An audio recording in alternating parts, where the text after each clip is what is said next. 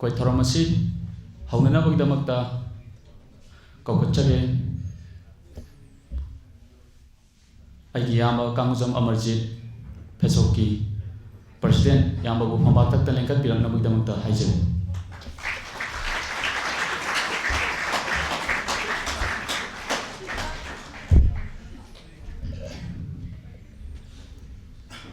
मथंगदमो कौखटचगे मिंगोइना गच्चरबदा प्रोफेसर राजेंद्र जांबा convener Manipur advisory board Sahitya Akademi ओजाबसु फंबातक लेंकत पिरंगनाबा हाइजे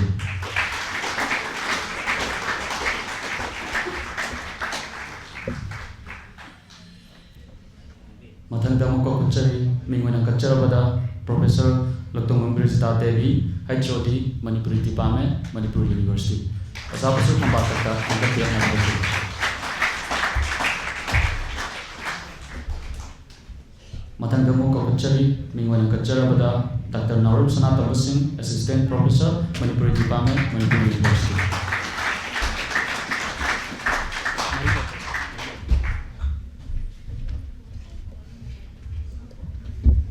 नसीगी थोरमसीगी अथोइबा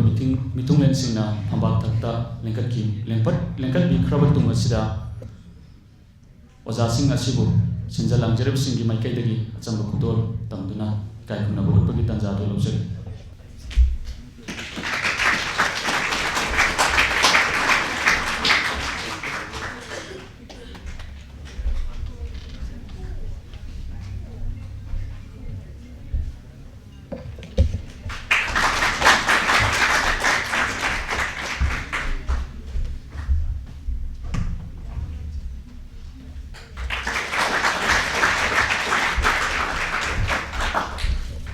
कटबीनबसु हाइजरी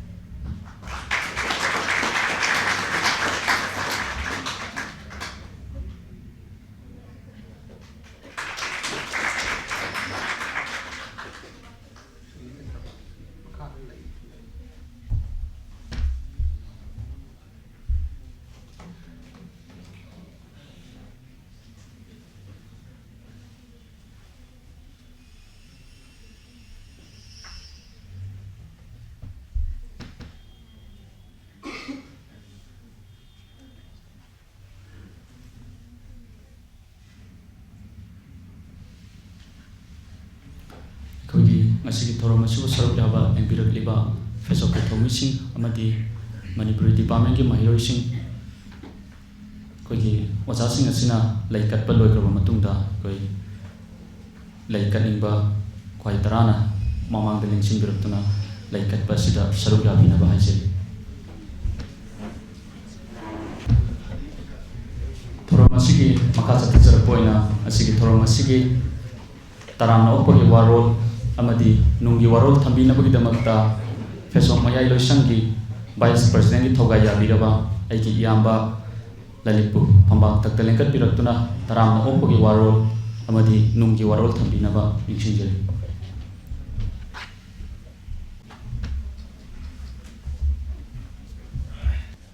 ahanamaktada lamdam sibo konbiriba ibudo amadi evento अनिबु ngasi fesokna sinjariba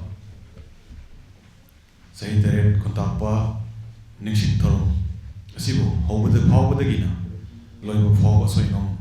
yaudana pangton minenokta mapugi mafamda thonijari ayiming journalist vice president pesok head office Masih Yai Faraba Waksingi Kunmat Kaini Panwa Irai Numit Friday 9 January 2022 5 Sahih Taret ningsing thoram asigi ngasigi mayai tambalda lengsan biriba sing koi mingoina panjarabada Professor Rajen Toijamba, convener Manipuri Advisor Board State Academy, former HOD Manipuri Department, Manipur University Bo, Taramna Oksiri, Anisuda, Masigi May, Tamada Lengsan Biribi, Professor Loitongor Birsita Devi, Head of Department Manipuri Department Manipur University, Busutaram Oksiri, Om Suda, Maya Tambalda, Lengsan Biriba, Kaikunduda Matik Sarva, Oza, Dr. Naurem Sanatomba Singh, Assistant Professor, Manipuri Department, Manipur University, Busutaram Oksiri, Loina Nasigi, Toromasigi Tobren, Waina Kompon Landa, Lengsan Biriba, Kaikunduda Matik Sarva, Mingoina Panjarabada, Kamuzam Amarjit, President, PESOK, Head Office Busu, Taramna, Oksiri. Loina na Kogi Masiki Toromasigi, Mabung Pandava Yadi Haina, Lengsan Biriba, Kogi PESOK, District Lengsan Biriba, District Tongi Punamal, Amadi College Unit Singdagi, Lakpiriba, Tongi Punamal, Amadi Family Organization Subminariba, Kogi invitees. Lengsan Biriba, Tongi Punamak, Kwaikibi Punamaku, PESOK Taramna Oksiri.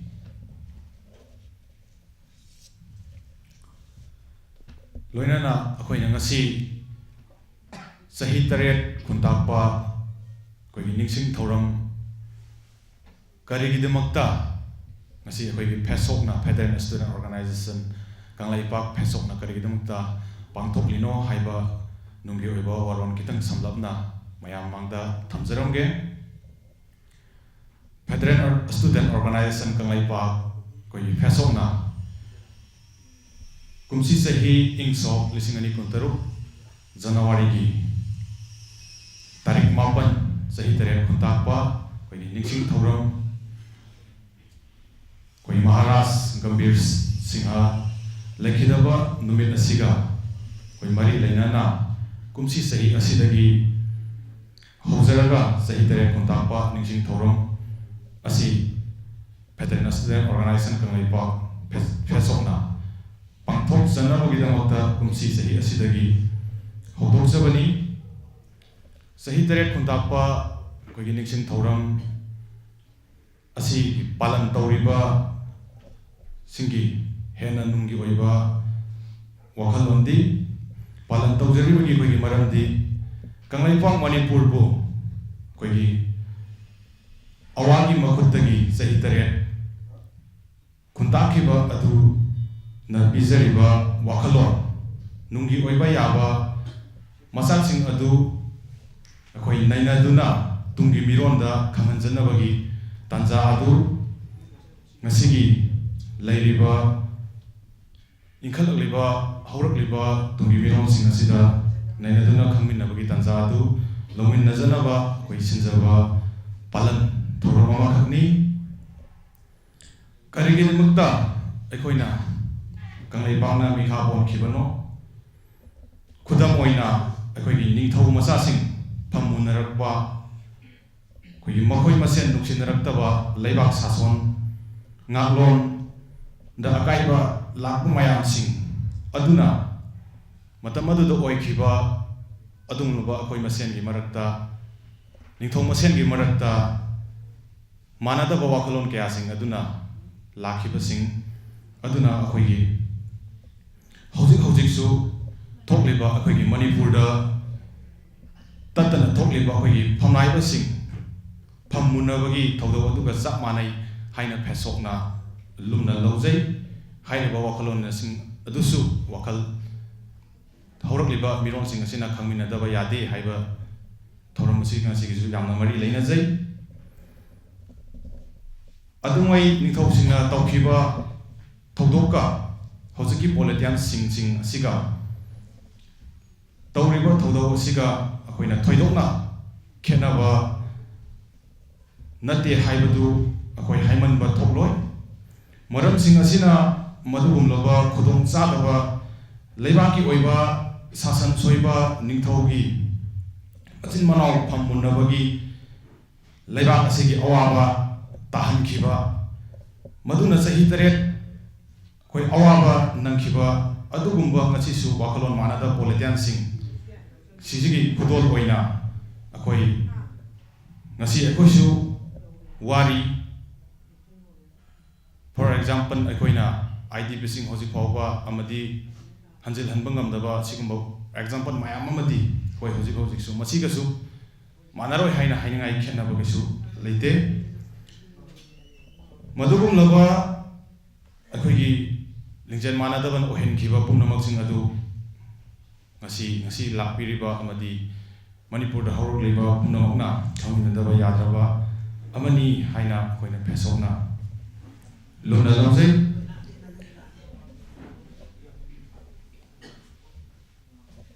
ꯃꯗꯨꯒꯨꯝꯂꯕ ꯑꯩꯈꯣꯏꯒꯤ ꯅꯤꯡꯊꯧꯁꯤꯡ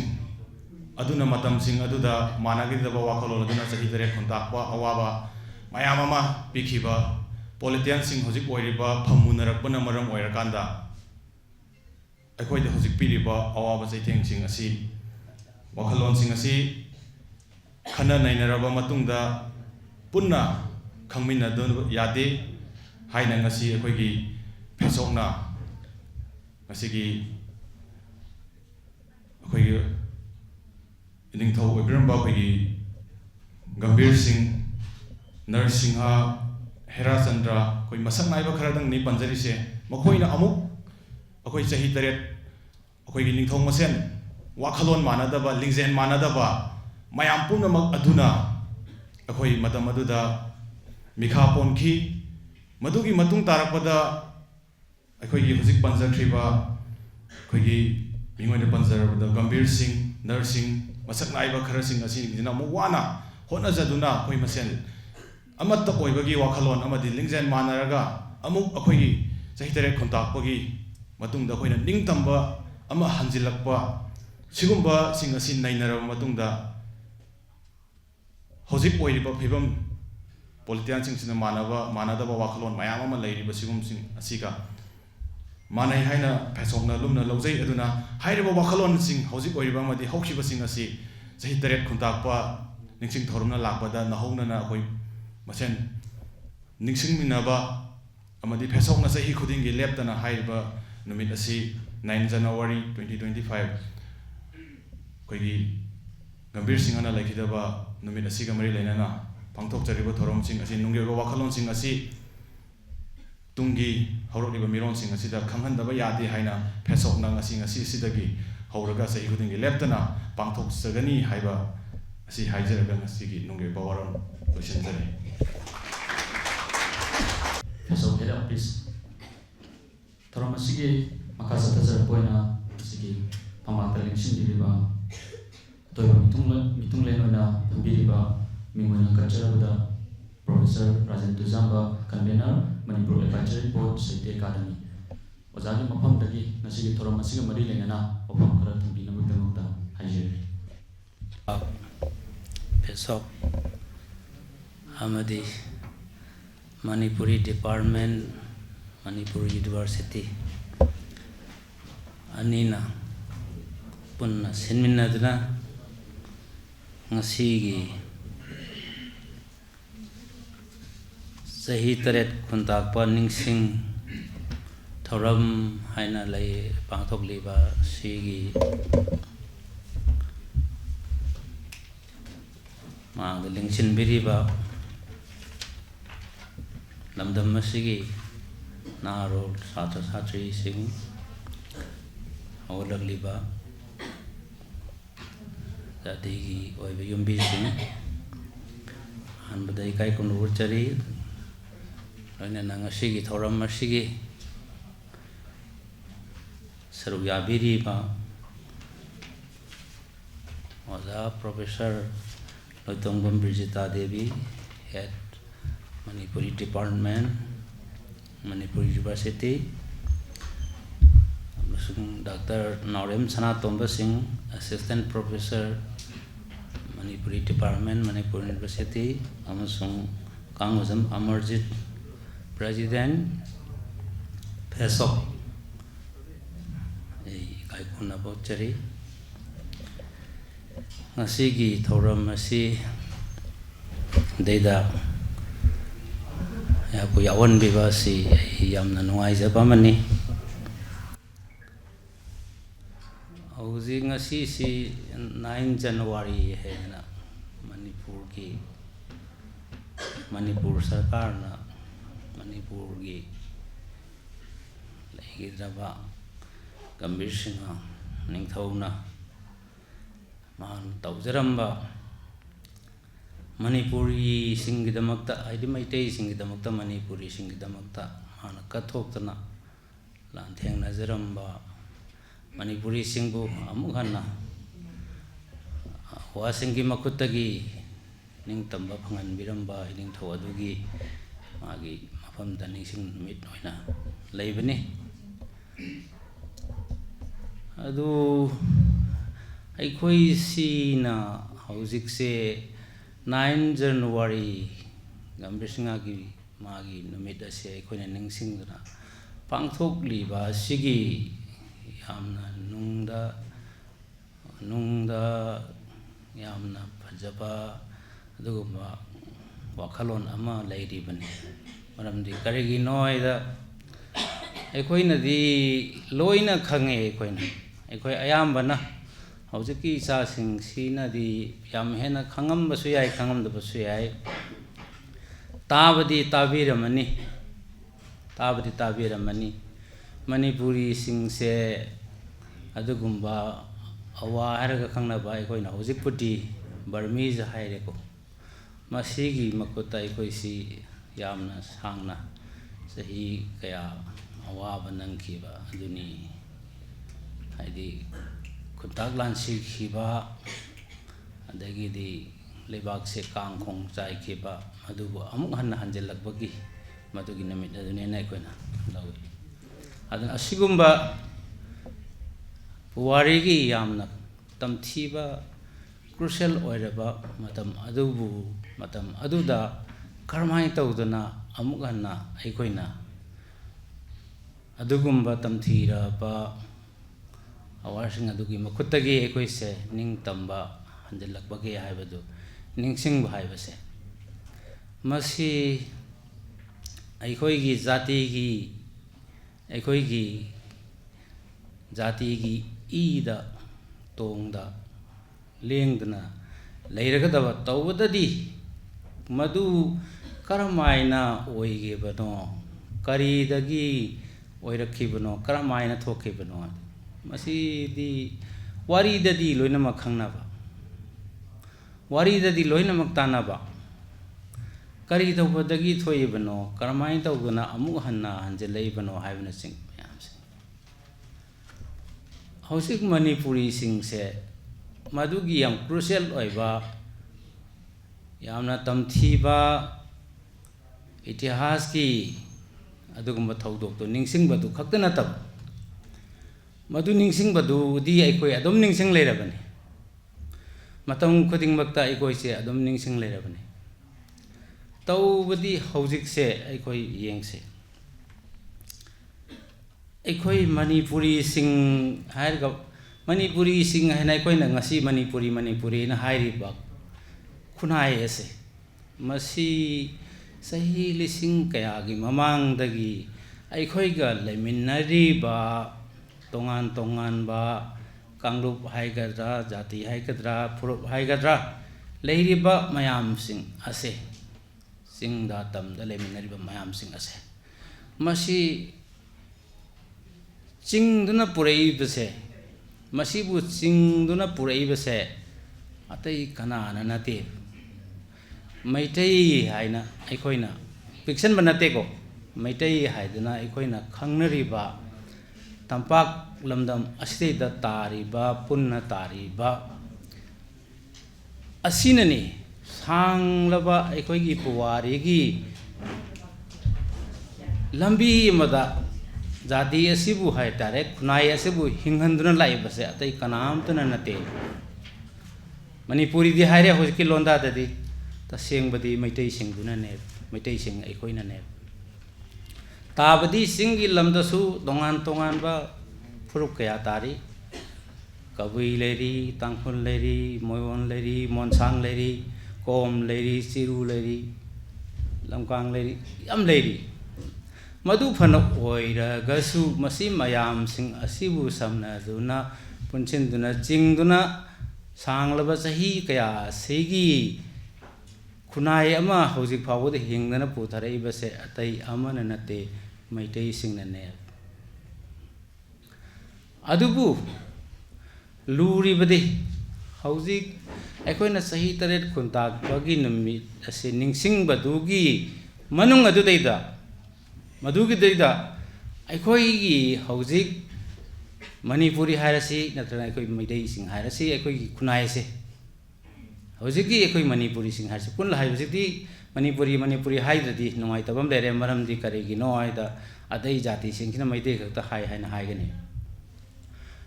hojiki oireba phibam se masine ba yam luri di ningsing badu na leiraga hojik oireba phibam masine yengbiu mayam yengbiu satra naharol sing hojik leireba se aikoina leiriba phibam se aikoi se Bharat Barsagi adugumba saruk amagi machet amane aikoina leiriba se aikoina leiriba si kadom thangba Bharat ki sarukta leibage karom thangba Bharat ki mafamda aikoi ji leibage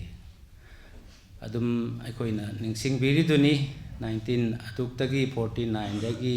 Bharat ta tille adui mamangda British singe makutta leirame adui mamangda na aduda leirame sidi loina mang aikoi loina mak khanga bangatani hauji aikoi da aikoi gi oiriba phibamse masine ba yamun khanagadabadi aikoi na khanagadabadi chahi tare khuntak padu loigrasana ada aikoi na khanagadabadi haujik ne aikoi Bharat ki phiban nungda leiriba Manipuri haiba jati asina tari mafam ase haujiki hairagasi Myanmar hairase Myanmar gi ngomkai si aikoi na tabiramani Mizoram gi saruk asigi nakandagi Chin Hills saidna ama sangna ama le Chin Hills saidna adugi satharagadra Bangladesh ki Mizoram ki maning sa Chittagong Hill Tracks anle adugumba Chin Hills adudagi sumlaga Manipur gi ngomkai se ngomkai Manipur gi ngomkai habedi kaino aikoi gi thaida international boundary hairage international boundary hairage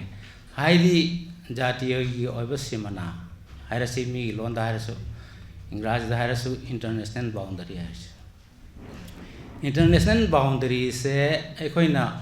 येंबियो अखोइगी पृथ्वी की map तुरैदा India की map तुदा मदुदैदा अखोइना लेइबा से मिजोराम का ताइनाबदगी लाइबा चिन हिल्स असिदगी सरुक असिदगी सुमलागा Parmasi hojik Mandalay na akoina Mandalay si khange Mandalay dagi sum train lambi se sum phauchalaga swedo aina ma highway ama leibani ha swedo ama duri train lambi dragi Phalam road aina highway ama hojiki swedo aitugi train lambi dragi khaidoraga Phalam road aina highway road am leib highway road dragi sum amuk Paina Sangchalaga, I quick nam falong and I coin a kangnariba, coin a hosic more harise. Masip Haubuki, Marakasi data, I coigam a coigi lambi se powder poujin town and a buggy, international or Batugumba, highway Malay.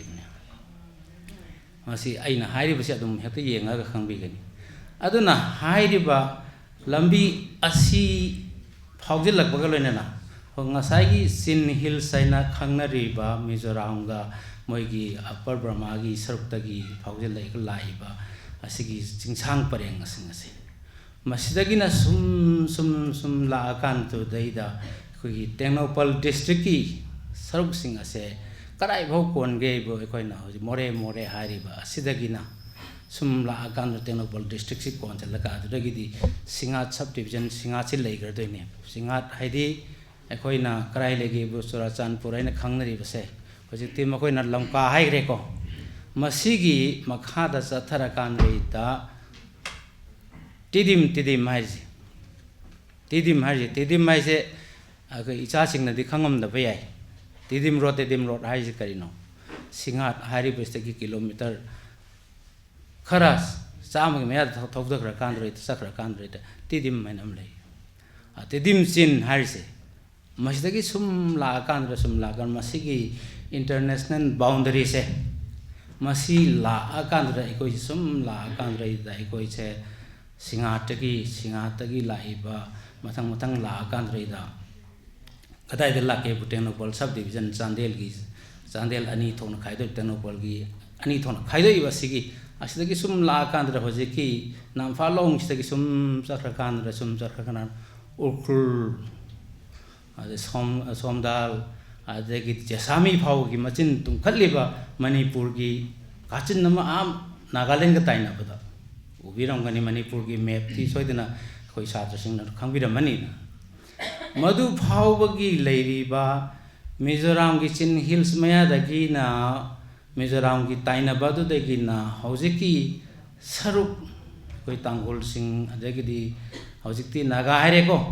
Naga haire ne haina re tasengbudi Naga haiba simakti hoji haina bagi wani ai kitang hanjan jarabada madudi British singna moigi political name hoina tholamba adugma umbrella mane maduna leiriba konjak sing kari tariba South Nagaland haina ikoina oirakani ga haina mangnariba madugi saruk adugi Jasami phawgi marak asita leiriba international boundary sing ase machine ba ikoi ki kudong thibse international boundary si daida leiriba asidagi hojeki namfalong hairiba asidagi kharamani ngomda kumsara kan reida thingphai haidana achouba hoji ai mani maitei da yam kanna attack tawriba kangbu sigi achouba khunnam lei masi yam kuiraba khunni adu natabada amuksu aikoina Imphal dagi Sugunu haiba mati tabira mani Sugunu du dagi amuk chakpi karong haina ama chatharaga chakpi karong si sarang na humbudra amuk rambiai kilometer se adu dagi chatharaga na Sajik Tampak haiba mak tabira mani adu dagi Sajik Tampak lomda chatliba lambi asi yaudringai da Lonpi haina ching ama lei ching sida kakatla kanrei da achouba hojik aikoi da yam kanna lan tawriba kangbu siga achoubu khunam sale Lonpi hari se maitei haide aikoi nadi masi Lonpi kaude mombi hai ko Lonpi hai thok da bagi monpi hai bane monpi dei mombi hai bane monpi hai na achoubu khunam le masidani kuki singi achouba rebellion leader Ngurkhup kaina poise masidagi khar chatra haika ko bokun namasale ada amuk chatra kanda ina aikoina kari tampak haire Sajik Tampak phawda leiri ba singa se Chin Hills tagi sum phawjalla aga Chin Hills tagi sum phawjalla aga tidim taraga tidim tagi Singat taraga Singat ki akoi beda leibadagi na sum la kan reita hojiki Sajik Tampak tagi na sum tara kan reita Sakpi Karong phawba tarak Sakpi Karong tagi amuk haijalaga hek Sugunu ga taina bada serau gi thong makhong mok tarami singse ayam bana zomi singne adana Lonpi dagi had Lonpi hariba khun sidagi amuk chathara kanda Churachandpur rongi maikei sig samnagri ba khengjoi chingsang se masigi makong se da macha khun macha yam leri moi mayam sing ase ayam na jau ngakane ai nungsi jaraba naharol sing nati khangbiram da ba ngasi ai khoina thengnari ba hojik ki samaisa haigedra problem haigedra hojik ai khoina thengnari plan thengnari ba state da leiri ba sing ase ai khoina di sum tabada icha sing tabada di amatta oira boi ningom gane makois amma khaktang oira boi ningom gane amma khaktang oira boi ningom gane ai khoina sum khabar da kaida thengnara mani ku ki cho haibam tawira mani na mahari ba sing asi jati amata nate masida pulli base jati taramari mangane pulli base adubu yamena sathiri base hausi Churachandpur agoina moina lamka hariba asigi saruk asida yam kanna mara chena tasalla iba kanglup amati agoina makoisi kana ni haina logudage da makoisi paite groups ne paite groups paite have se yamna mara chetna khun tasan graba Churachandpur gi maikei state da hauji mani ko yam mara chetna khun tasan graba makoisi kadom dagi lai na nga sagi chin hills to atom dagi sum migrate torok kangun ne kharangan na torabane ajumaina torok padagi hauji ti akhoi Churachandpur se akhoi sangnaba yadre adu sahi tara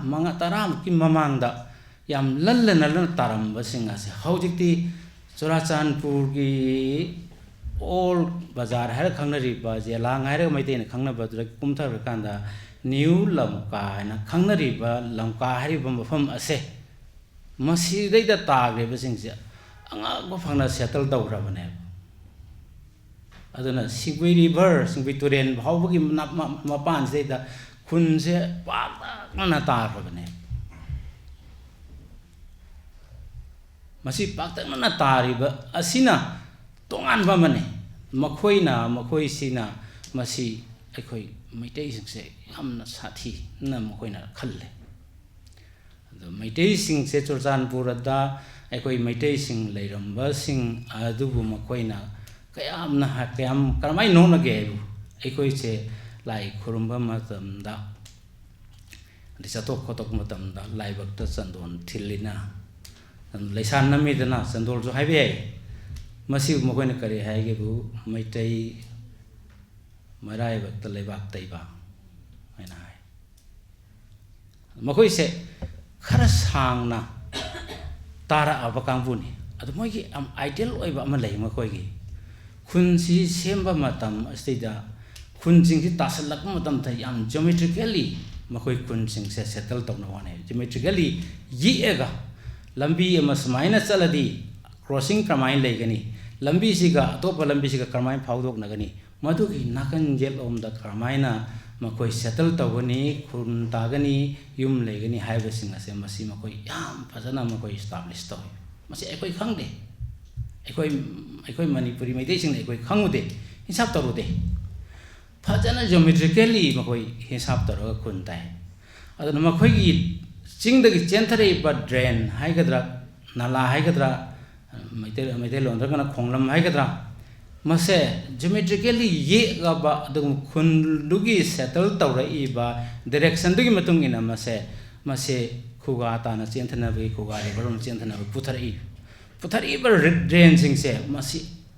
makoina tari ba khul sing asiga loina na drain sigi geometrically drawing torga sem system mas deida chenthali ba sing asida amot ba ta tahande sumna dagi che ma chet na una ma chet na mok tahande madrugi sing do adum lawra thapi hai yam family ma koi settle tawe masi ai khoi nei sap su tok tok de hai ba group basin na hojik ti masigi marak asida yanchin nari basing ase simte ralte paite mar lusai zau gangte hauke sina chingba ꯁꯤꯡꯁꯣꯟ ꯃꯌꯥꯝ ꯂꯩꯈ꯭ꯔꯦ ꯑꯩꯈꯣꯏꯅ ꯈꯪꯕ ꯉꯝꯗꯦ ꯃꯁꯤ ꯃꯌꯥꯝꯁꯤꯡꯁꯤꯒꯤ ꯃꯈꯣꯏꯗ ꯂꯩꯔꯤꯕꯁꯤꯡ ꯑꯁꯦ ꯑꯝꯇ ꯈꯪꯕ ꯉꯝꯗꯦ ꯑꯗꯨꯅ ꯍꯧꯖꯤꯛ ꯃꯃꯥꯡꯗ ꯄꯟꯖꯈ꯭ꯔꯤꯕ ꯑꯩꯈꯣꯏꯒꯤ ꯏꯟꯇꯔꯅꯦꯁꯅꯦꯜ ꯕꯥꯎꯟꯗꯔꯤ ꯑꯣꯏꯅ ꯂꯩꯔꯤꯕ ꯃꯤꯖꯣꯔꯥꯝꯒꯤ ꯁꯔꯨꯛꯇꯒꯤ ꯑꯩꯈꯣꯏꯒꯤ ꯀꯩꯅꯣ ꯐꯥꯎꯕꯗ ꯂꯩꯔꯤꯕ ꯖꯦꯁꯥꯃꯤ ꯐꯥꯎꯕꯗ ꯂꯩꯔꯤꯕꯁꯦ इंटरनेशनल बाउंड्री से कनाम ngak nate कनाम ngak nate ngak badi ngai एकोई की भारत की अदुगुम्बा लानमी हाइगद्रा अदुना ngak badi ngai अदुबु म्यांमार की लानमी सिंगना ngai ba khungak aduga एकोई न ngai ba ngamkhai की khungak asi ka manadi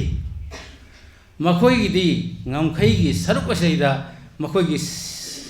सिपाही सिंह असे म्यांमार की सिपाही सिंह असे वेरी एक्टिव याम सेंसिटिव ओइन लेग्रजाने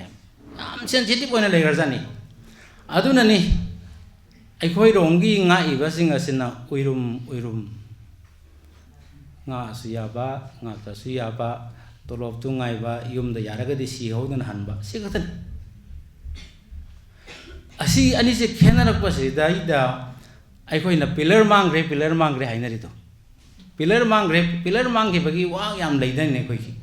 करमाइना पिलर मांगिनो चावग्रब पिलर अदुबु करमाइना थांदोरैनो करमाइना थांजेलेनो किलोमीटर मा थांजेलेनो किलोमीटर मगाय थांजेलेनो मसिगी डिस्प्यूटेड बाउंड्री सिनेबा अखोइगी याम लाइबक थिबसे मणिपुरी सिंगी ख्वाइदगी लाइबक से थिबसे डिस्प्यूटेड बाउंड्री सिनेबा डिस्प्यूटेड ओइदन लैरिबा बाउंड्री सिंग असिदैदा अखोइगी माइकैबु ngai सिंग असिगी नेग्लिजेंस अथॉरिटी लैतबा असि मयाम सिंग असिगी मधुगी खुदोंजाबा लौबा हाइगद्रा एडवांटेज लौबा हाइगद्रा नत्रगना ओइजब थीबा हाइगद्रा मसि मयाम सिंग असिगी हाइरिबा जेसामीदगिना मिजोराम की फाउद लैरिबा सांख्रब ngमखै परिंग असिदा पुंग खुदिंगी निमित खुदिंगी मी से यांगोन चंगपने यांगोन चंगसिलपने अखोइगी होजिक लैरिबा भारत की संविधान की लैरिबा सिस्टम सिदैदा कनागुम्बा मिसक अमबु करमाइन तौदना वोटिंग राइट लेगदगे सी याम मसी वोटिंग राइट से कमाइन लेगदगे याम इजी मैटर याम लाइन ओइबे याय इफेक्ट इराई लाइन वोटिंग राइट वोटर ओइबे याय करमाइन ओइबे याय ngasi boundary du lanchal laga hayeng hajik khulnama da napkraga saidang raga natragana khulnama semgragan roida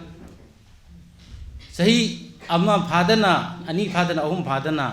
census amuk lak matamda madu ki area da vote lebga doriba adugumba candidate tu gi khudong chabadu yenga kan roida candidate na makoi singa che loina mak electoral roll hapsang garne electoral roll da hapsang ragadi they are all Indian मखोई India होरे भारत तो करम भारत मणिपुर द भारत लैब भारत होरे अदु इतारदी कयामुक line संगक पगे मसी अखोइगी तंबाक लमदम the लैंगाक इबसिंग असिना हिंसाप कैदोंगदे तौरुपोंते तौरुपोंते अखोइ तौरुपोंते अदुना हाइरिबा इंटरनेशनल बाउंड्री सिंग अस्तेदा डिस्प्यूटेड एरिया कनो इन बाउंड्री ओइन लैरिबा मफम सिंग अस्तेदा संगसिल लगलिबा अहिंग अमदा संगसिल लैबा नोमदा संगसिल लैबा थामदा संगसिल लैबा मयाम सिंगसिने हौजिकती कराय यौरागे दो अइना हाइद्रस मयाम खंबिरमनी सुम संगसिलदना सदर हिल्स की सरुक सिंगसि यौरागा अंद्रैदा नोंबाइजिंग चिंग मखोंग यौसलाबनी अदगिदी सना ताबी यौसलाबनी कैथेल मांबी यौसलाबनी लेतान थोंग यौसलाबनी असिगी पांगई खुंद्रा पंग मथक ले सिनाम खुन यौसलाबनी अदुदगी सुम योक्सिलक्तना सोम माइकई स्टेट खा माइकई सुगुनु योक्सिलम सुम चंगिलक्तना होसी कांगचोप चिंग योराबनी सिंगदा तुरेन मखों योक्सिलाबनी सुम भावना गिदना लेम खोंग लांथोगा सुम चक्रकांदा कौब्रू चिंगसांग के परेंग से खोकापसे पोलापसी अइना हाइजबसे मयाम च दुम खंगबिरंगनिको मसिनेबल लैरिस मदुदगी हेंदोरक्तना इम्फाल मयोल अस्तेदा बैंक अदुगी बैंक पंडिपालोय अदुगी बैंक हाइना तासला हजिकबुदी अखोई सुम ताद्रेन लौरसिको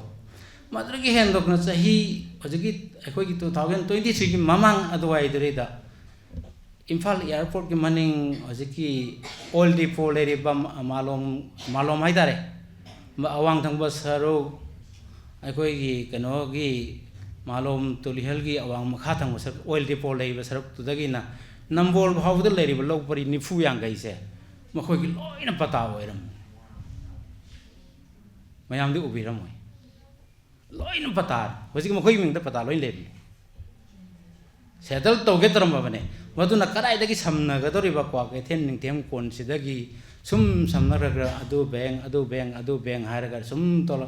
नंबोल योरबने लोकपरी निफु यांगैस मसे आइको हिसाब सुंगतौ तौदे हिसाब सुंगतौ तौदे अदुगा अमुक नाकल लमरोमदना अखोइना तारंगनी अखोइ नारोल सिंग लाइटगे थेंगरंगनी मिजो एकॉर्ड मिजोराम सिंगी मोइखोगी करी हाइगदम लान होरंबा ग्रुप अमगा भारत सरकार की यानागिबा मिजो एकॉर्ड मधुगी मतुंगदगी मिजोराम हाइबसे डेवलपिंग स्टेट ओइरे होसे मणिपुर दगी हेना मधुगा थंगनबद लाइबा लेरिबसे फेरजोन डिस्ट्रिक्ट ने फेरजोन डिस्ट्रिक्ट सी की मिजो एकॉर्ड लेमहौरीबा मिजो एकॉर्ड यावरगा मखोई की मनुंग लान तोरमिबदुदगी नानथोरकपा मणिपुर रोम द चिथोरकपा कांगबू सिंग अदुना मखोइना पाइग्रे मधुबो अखोइना मधु मिजो हाइदो मारना यामबने मार हाइदिसे ngasai अखोइना कुपीचो हाइदो मरत यावरिबने मार सिंग असिना सुम चखिदुना कराइ तोगे सुम चखिदुना जिरी यौरिने तमेंगलोंग डिस्ट्रिक्ट समनबगी सरुक सिंग असे मसी फावसेदा जिरी टुरेंगी मपान जिदा लोइना खुनता सलाकान जिरी दगा अखोइ अंगांग हाली खोली तौनग्रिबा मयाम सिंग अदो मधु मखोइ सिंगसिने गो वैली असि भावदगी हाइदोरक कबरु चिंगसांग परेंग सिंग असे मसे अयाम बनदि मसे तसेंबदी सोम मनिंग सिंग द तारिबा सिंग अस्ति कबुई चिलिनाउ सिंग न सेटल तौबा मखोइना येलोंगैदगी तारा बदुग मफम अमने तमेंगलोंगी सरुक सिंग मयाम सिंगसे जिरी भावबसे अदुना मसी मयाम सिंगसे अखोइगी खुद थमजब ngमक्ता थांजिंग चिंगसांग परेंग सिंग असे थांजिंग चिंग मोइरांगी मनिंग the लेरिबा ngang lampak sidagi kitang haidokibda kom jing leirambadudagi hojik changba yarakliba thangjing jingka changba yarakliba kholiba mayam sing hojikti ekoina yamna pongpong sariba torbung ga hari singse torbung asi matamda mimta leiram ponte torbung da moirang gi anga mathausina kai phai khole torbung lamjao hairmine adu hojikti masi daida ekoigi torbung lamjao kida ekoigi changbu yadre aduna hojik laiba sidaida asagi international boundary dom hangachara la kandrida je sami somda lairi ba ade khar somda lairi ba somda lairi ba ukhulgi saruk aikoigi kari haigani aikoigi naga haigedra naga dit maharege ko mayam hainarabnina naga singna chahi nifu mari manga se why not South Nagaland haidana yama chawba dream ma tawdana tawramba adugi lamsing sisu disputed way asomda su song nakanda su aikogi naga ichili naw sing lai asongi boundary wang da su naga ichili naw sing lai ani sina sayet khoyet aba mayam sing asigi marak asida aikogi Manipur Bharat ki ngongkai sing ase akhoi Manipur ki saruk sing ase pareng sana sangna leiri bane hairi basing asi daida akhoi na thengnari ba khudong chada ba mayam sing ase akhoi na thengnari ba mayam khudong chada mayam sing ase problem se masidagi create tawle ano ba hojik lai ba Manipuri singi Maitai singi hai tare Manipuri singi laibakta ano ba ahong ba ama piraktana sapu nangi ba ase nangai ba se ai khoi na section hoda ba hai gadra khang da ba hai gadra khang ga su thosa da ba hai gadra adu ngai 18 19 da sahi tare khuntai 1826 fau chai tere khuntai hai ja dum khang ba karamai to dana thokri bano hai ba di ngasai ai mamang da introduction piram baduna su kharadi palame madure ai khoi loi khange matam du da su ai khoi jati sibu chingna khunai sibu chingna purai iba maitai hai ba jati asina nuai thokpagi matam ama yamna leigre masigi root ama yam sang lei root se ai khoi na masi hai ba pan ba khot pa ngang ba sak pa hai ba se amdi lubni adu bu pan da badiya to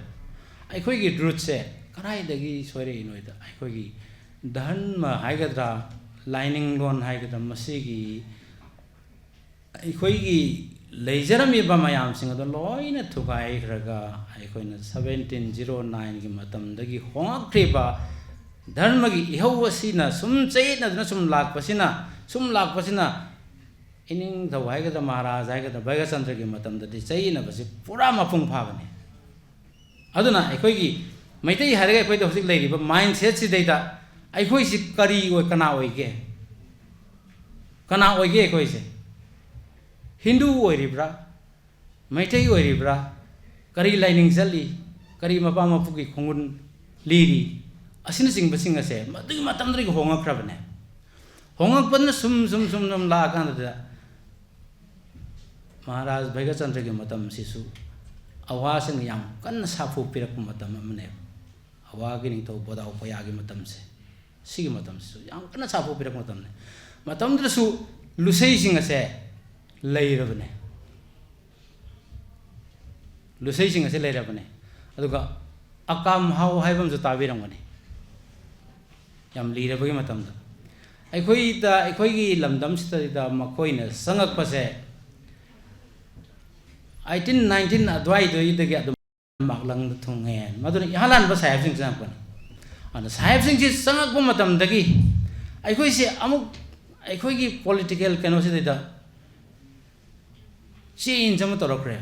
ai khoi 1926 ta ai khoi ning tam phange ha de ning thona hona bi dagi phange na narsinga ma se manaw na hona bi dagi ai khoi ning tam phange ha re phangab matung dri ai khoi gi phangi ba lebak asigi ning tam phang be phangdi phanga kan dre da ai khoi gi oina leijari ba lam asigi external boundary sing asidi kanana pai ge sahib sing loi pai matam dugi external affairs se sahib sing loi pai ko ba pai ai khoi gi ning thona pai ri bai be sumna tagi tampak lam asigi mafam asigi dharma karma gi laison tension gi adugumba thabak khara khata koi pai boundary gi oire problem issue mayam jing si sahib sing loi pai aduna pai baduna ne gambir sing ogi matam da amuk hana ining thona hanjalaga langthaban gi hoji gi mafam punja ga haina ri mafam se ining thona le mafam ase konong oram basida palam matam dani ai koi gi sahib sing na ai khoi gi kangla dai yung ba machu taret ki firal sing Manipur gi sanabi ma lerami kari gumba ning thau amana kangla dagi amuk kangla gi phambal se ki to ga amuk sakita de amu hanjalaga kangla phambal to mo ya de hai aduna Bhaiga Chandra Maharaj ning thau amu an oirak ma don lang thaba na konung sem kulamin ne gambir sing asu amuk sal rokandre da ning thau chi oiram makandre da amuk hanjalakan sahi tare kontak pasi hanjalakan am oi matam na kangla da leite lang thaba da lei aduna hairiba sahib sing na ai khoi gi si konthok yom nyam phamai di governor lady se हौजिक से कोंदो यम निफम को असी मसीदा मखोई जुलो occupy तौर मस्त लेरबनी Mrs ग्रिमरो चे अस्तिगी चेंग्रिने अदुना अहिंग दुगी साहेब मंगा हापगे अहिंग दु चेंग्रिने दना हाइरिबसिंग असिदा दुगी मतम अदवाई दुरेदा गंबरसिंग अन पान मतम साहेब सिंगना अखोई मचु तरे की फिराल की मतोंदा मखोई की ब्रिटेन की निंगथौ की लुहुप अदो उपसले फिरानी मतों चिंथरगा लौथरगा अदुर मैथै नुबीसिंग असिना कयामुक मदुरगी सेंसिटिव ओइरगे हाइबु मदो मैथै नुबीसिंग उइ करिगिनो साहेबसिंग असिना अखोई की मचु तरे की फिरानी मतोंदा मखोई की निंगथौ की लुहुप थम्मी बसे हाइसि अखोई की मैथै नुबीसिंग खंगे अदुना गंभीर सिंह अदो वाकले महाराज निंगथौ साहेब सिंह तौरीब से अखोई बुसे तबने मखोई सिंह से अखोई की थक्ता मखोई ने लई हाइबना त्रसे असुमाइंदा नो लाप असिना साहेब सिंह असिना 1891 की एंग्लो मणिपुर वाइना खोंजोम लान काई हाइनरिब से असिगी मतुंग मतम असेदा अखोई की थंगाल होई टेकेंद्रजित खोई हातखी ब मतम असि दैदा मखोई ना हाइरिसे करी हाइगेबु मणिपुरी सिंह मैथै सिंह दी अखोई खादा 1826 तकी लेराबनी अखोइना पाइराबनी अदुना अखोई की थक्ता लान होबगी दमत मखोई सिंह से फारसी तौदना वायलगा हालिबनी हाइना हाइरिबनी न मखोई अदुना ताकबदी अखोई की एक्सटर्नल अफेयर्स से साहेब से ब्रिटिश न लोइना पाइ इंटरनल अफेयर्स हाइदी स्टेट मनुंगी इम्फाल मनुंग मयोल की धर्म कर्म की थबक अमांग असेंगी करी की मयाम सिंह असिन निंगथौना पाइ सुमाइना लाबनी अखोई सुमाइना लाबनी अदुना लापन सुम लाकान दा अखोई से ब्रिटिश ना 1891 की मतुंग दगी पुराना पाइसलगा 1949 बो लेरमे अदुई मतुंग दगी दे अखोई से अमुक भारत की फिबान द खोई तिले सिबाउ यारे अदुई मतुंग दगी दी सुम लाकना हौजिकती अमुक करी ला आगे हाइबाबो अखोई से 1949 दगी पाबिरो हौजिक क्या यौरगे 2025 26 संगक असिबाउगी चाही मरक असिदैदा अखोइना अखोइगी पॉलिटिकल कैनोसिंग से अखोई कॉन्शियस ओइदे अखोई ज्ञान तादे मैतै सिंगना मरुइना ज्ञान तादे मैतै सिंगना करमाइ तौ ये अखोई से साहेब सिंह संगक पदगी साहेब सिंगना अखोइदा इंट्रोड्यूस तौरइबो वेस्टर्न एजुकेशन से साहेब सिंगना अखोइदा इंट्रोड्यूस तौरइने अखोइना ngasi ABC तमना खोतना पृथ्वी का समनरी बखोनरी मयाम सिंह से मखोइना लिंकलबो स्कूल सिंह कॉलेज सिंह मखोइना 1825 को मतम द जोनासन हायर सेकेंडरी ओइरिबसे जोनासन मिडल इंग्लिश स्कूल लिंकलबा द पोर्टुगीज कॉलेज अदु अदाइ लिंकलबा मधुगी वेस्टर्न एजुकेशन की इंपैक्ट मयाम सिंह द मिशन स्कूल मयाम सिंह से मसी परेंग इसाना लिंकला का मखोइना अखोइदो वेस्टर्न एजुकेशन से इंट्रोड्यूस तौरमे मधुगी अखोइ से मेकअप खरा थोकबगुम थोकतबगुम तोइ थोलकपदुगा लोइना अखोइ से खरदि थोकबुम तोइ 20th century 20 कुनसुब चाही चाजे हरकम मतम अदुदैदा अखोइ से साहेब सिंगना इंट्रोड्यूस तौरमिबा मिशन स्कूल सिंग द मिशनरी स्कूल सिंग द मोइन स्कूल सिंग की तौरमिबा एजुकेशन सिंग लोइना अखोइ की एजुकेशन से अखोइ की महै मसिंग की तंबगी लंबी से कराइ लाखगेबु अखोइ बंगला सिंग अमुक समजिनखरे बंगला सिंग क्रम बंगला साहेब सिंग दुना हिसाब सुननबा मखोइ की हिसाब पानन पुरकपा अदुगुम्बा बंगला बेंगोली सिंग अदो अदुना मैथै सिंग असना करि हाइन लोगे मतै मतम द अखोइ हौजिपुदी अखोइ याम वखन याम खल्लेको मतम द अखोइ 1950 की ममांग द लेने मैथै सिंग असे लाइरिक की खरग लोय हाइरा मातन हाइरिबसे करम लाइरिक खोइनो हाइबदा बंगला हाइबा इंग्राजी हाइबने बंगला हाइबा इंग्राजी हाइबने बंगला हाइरिसना करिगिनो अखोइ से याम कुइना भाइगा चंद्रगी ममांग गर्भनिवास मतम दगी अखोइ हिंदू लाइनिंग से लौदन लाबनिना अखोइना बंगाली बाबू सिंह से समनम मतमदा अखोइ से पूरा इराय लाइन चुसन नगरे बंगला तमबदा अखोइ चुसन नगरे अदुना अखोइ की साहित्य खंगदे अखोइ की वारी खंगदे अखोइ की पुनमक सिंह से बेंगाली बाबू सिंह असु मैथै सिंह मतम द करे को के सोटे बाबू को बाबू मचा को अदगी बाबू अचौबा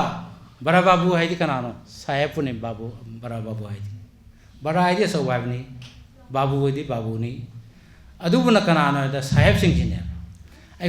अखोइना लेरमीसे बड़ा बाबू ने बड़ा बाबू से बोर बाबू है मैदेसिन बोर बाबू पौरिसे बरा बाबू दे लाइने अदुना सोता साहेब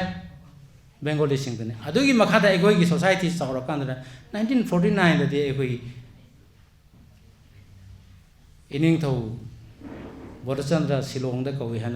शिलोंग की रेड लैंड हंदक थुगाई को गाय गायना तौरिबा मयाम एगोई लोई खंगेदना मसिगी चाउर बा इंपैक्ट मयाम नै बे कोइदा अदुना मदम अदुगी पॉलिटिशियन सिंगना इंडिया गवर्नमेंट की भारत सरकार का सबनरुबदा 1949 मतुंग दगिदी अखोइसे भारत सरकार का समनरकपदगिदी अखोइगी मतम अदुगी लाइरि खरा हैर मिरोन सिंगस मोइदा इगोम लाइ अचाउरम काबम लाइ अखोइ अदु ओइरबनी कोइ कांग्रेस नि कोइ कम्युनिस्ट नि अखोइ अदुनी हाइबगी नाफल लमगा लोइना अखोइसे लंबी सी लमाकनबा अफम मरांग खंगदब लाइक हेद महिबा हिंगबदे तुम हिंगबा साबदे तुम साब सुमाइना लापदगिदी अखोइसी इगो अमदा मसागी याम इकोसेंट्रिक ओइबा कनोम संगसिल लगादा हो सुम लापदना मधुगी पॉलिटिकल कनोदो मधुगी राजनीति की ओइबा लंबी दरी संगसन बे याउसन बा सुम तौगिबदगी अखोइसे करमाइन तौरगेबो सुम लापदा 20th century संगे एदना हजि 21st century निदना मसिगी मरक से अखोइसे पुंगताउ ताउरबने अखोइसे पुंगताउ ताउरबने अखोइ वाखल से पुंगताउ ताउरबने हाना अखोइगी इनिंग थौसिंगना लाइरिङै मतमदति लम हेलक बसिंगदा लाइरिबा कांगलुप सिंग असिना लम हेलक मतमदा मधु कंट्रोल तौननाबगी मसागी डायरेक्ट एडमिनिस्ट्रेशन अम लेजरमी अदुगो ब्रिटिश न पाइग्रबा अदगिदी India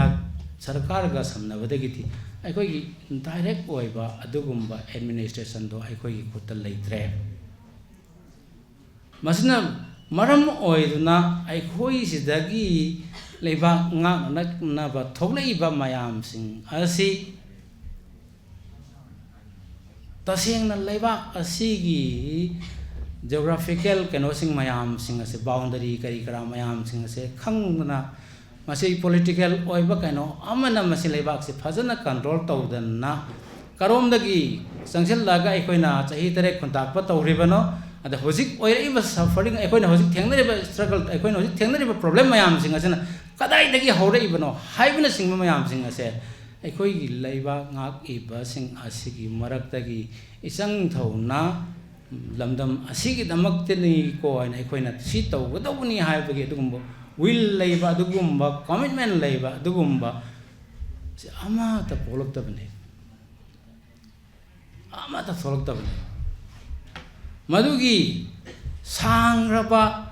ahoba mayam sing adunani ngasi akhoi da amu ngasai mathak ta panjagriba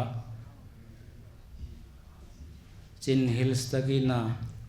nampalong phawgi boundary state sanga aga masagi nomda ahing amata numit amada sangil akandreda akhoi gi konung yorami base akhoi gi hojik govinda maya yoramabni dina mayam kangbiri duni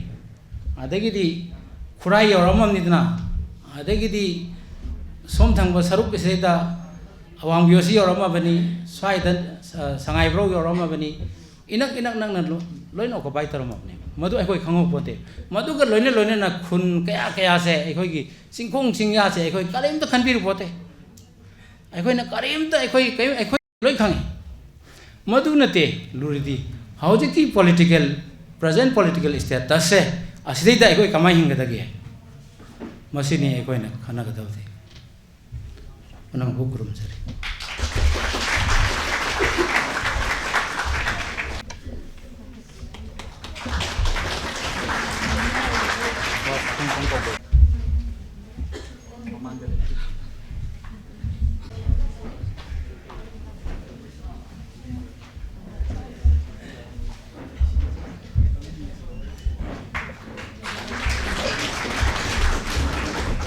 University, Zabasur, Hambat, Telenggara, dan Malaysia.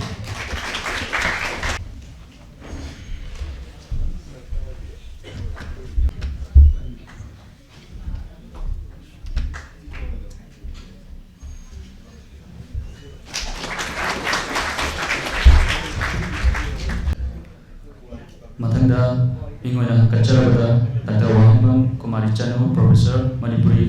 Department Manipuri university ओजाबसु पंबाक तक तलेंकत पिरना हाजी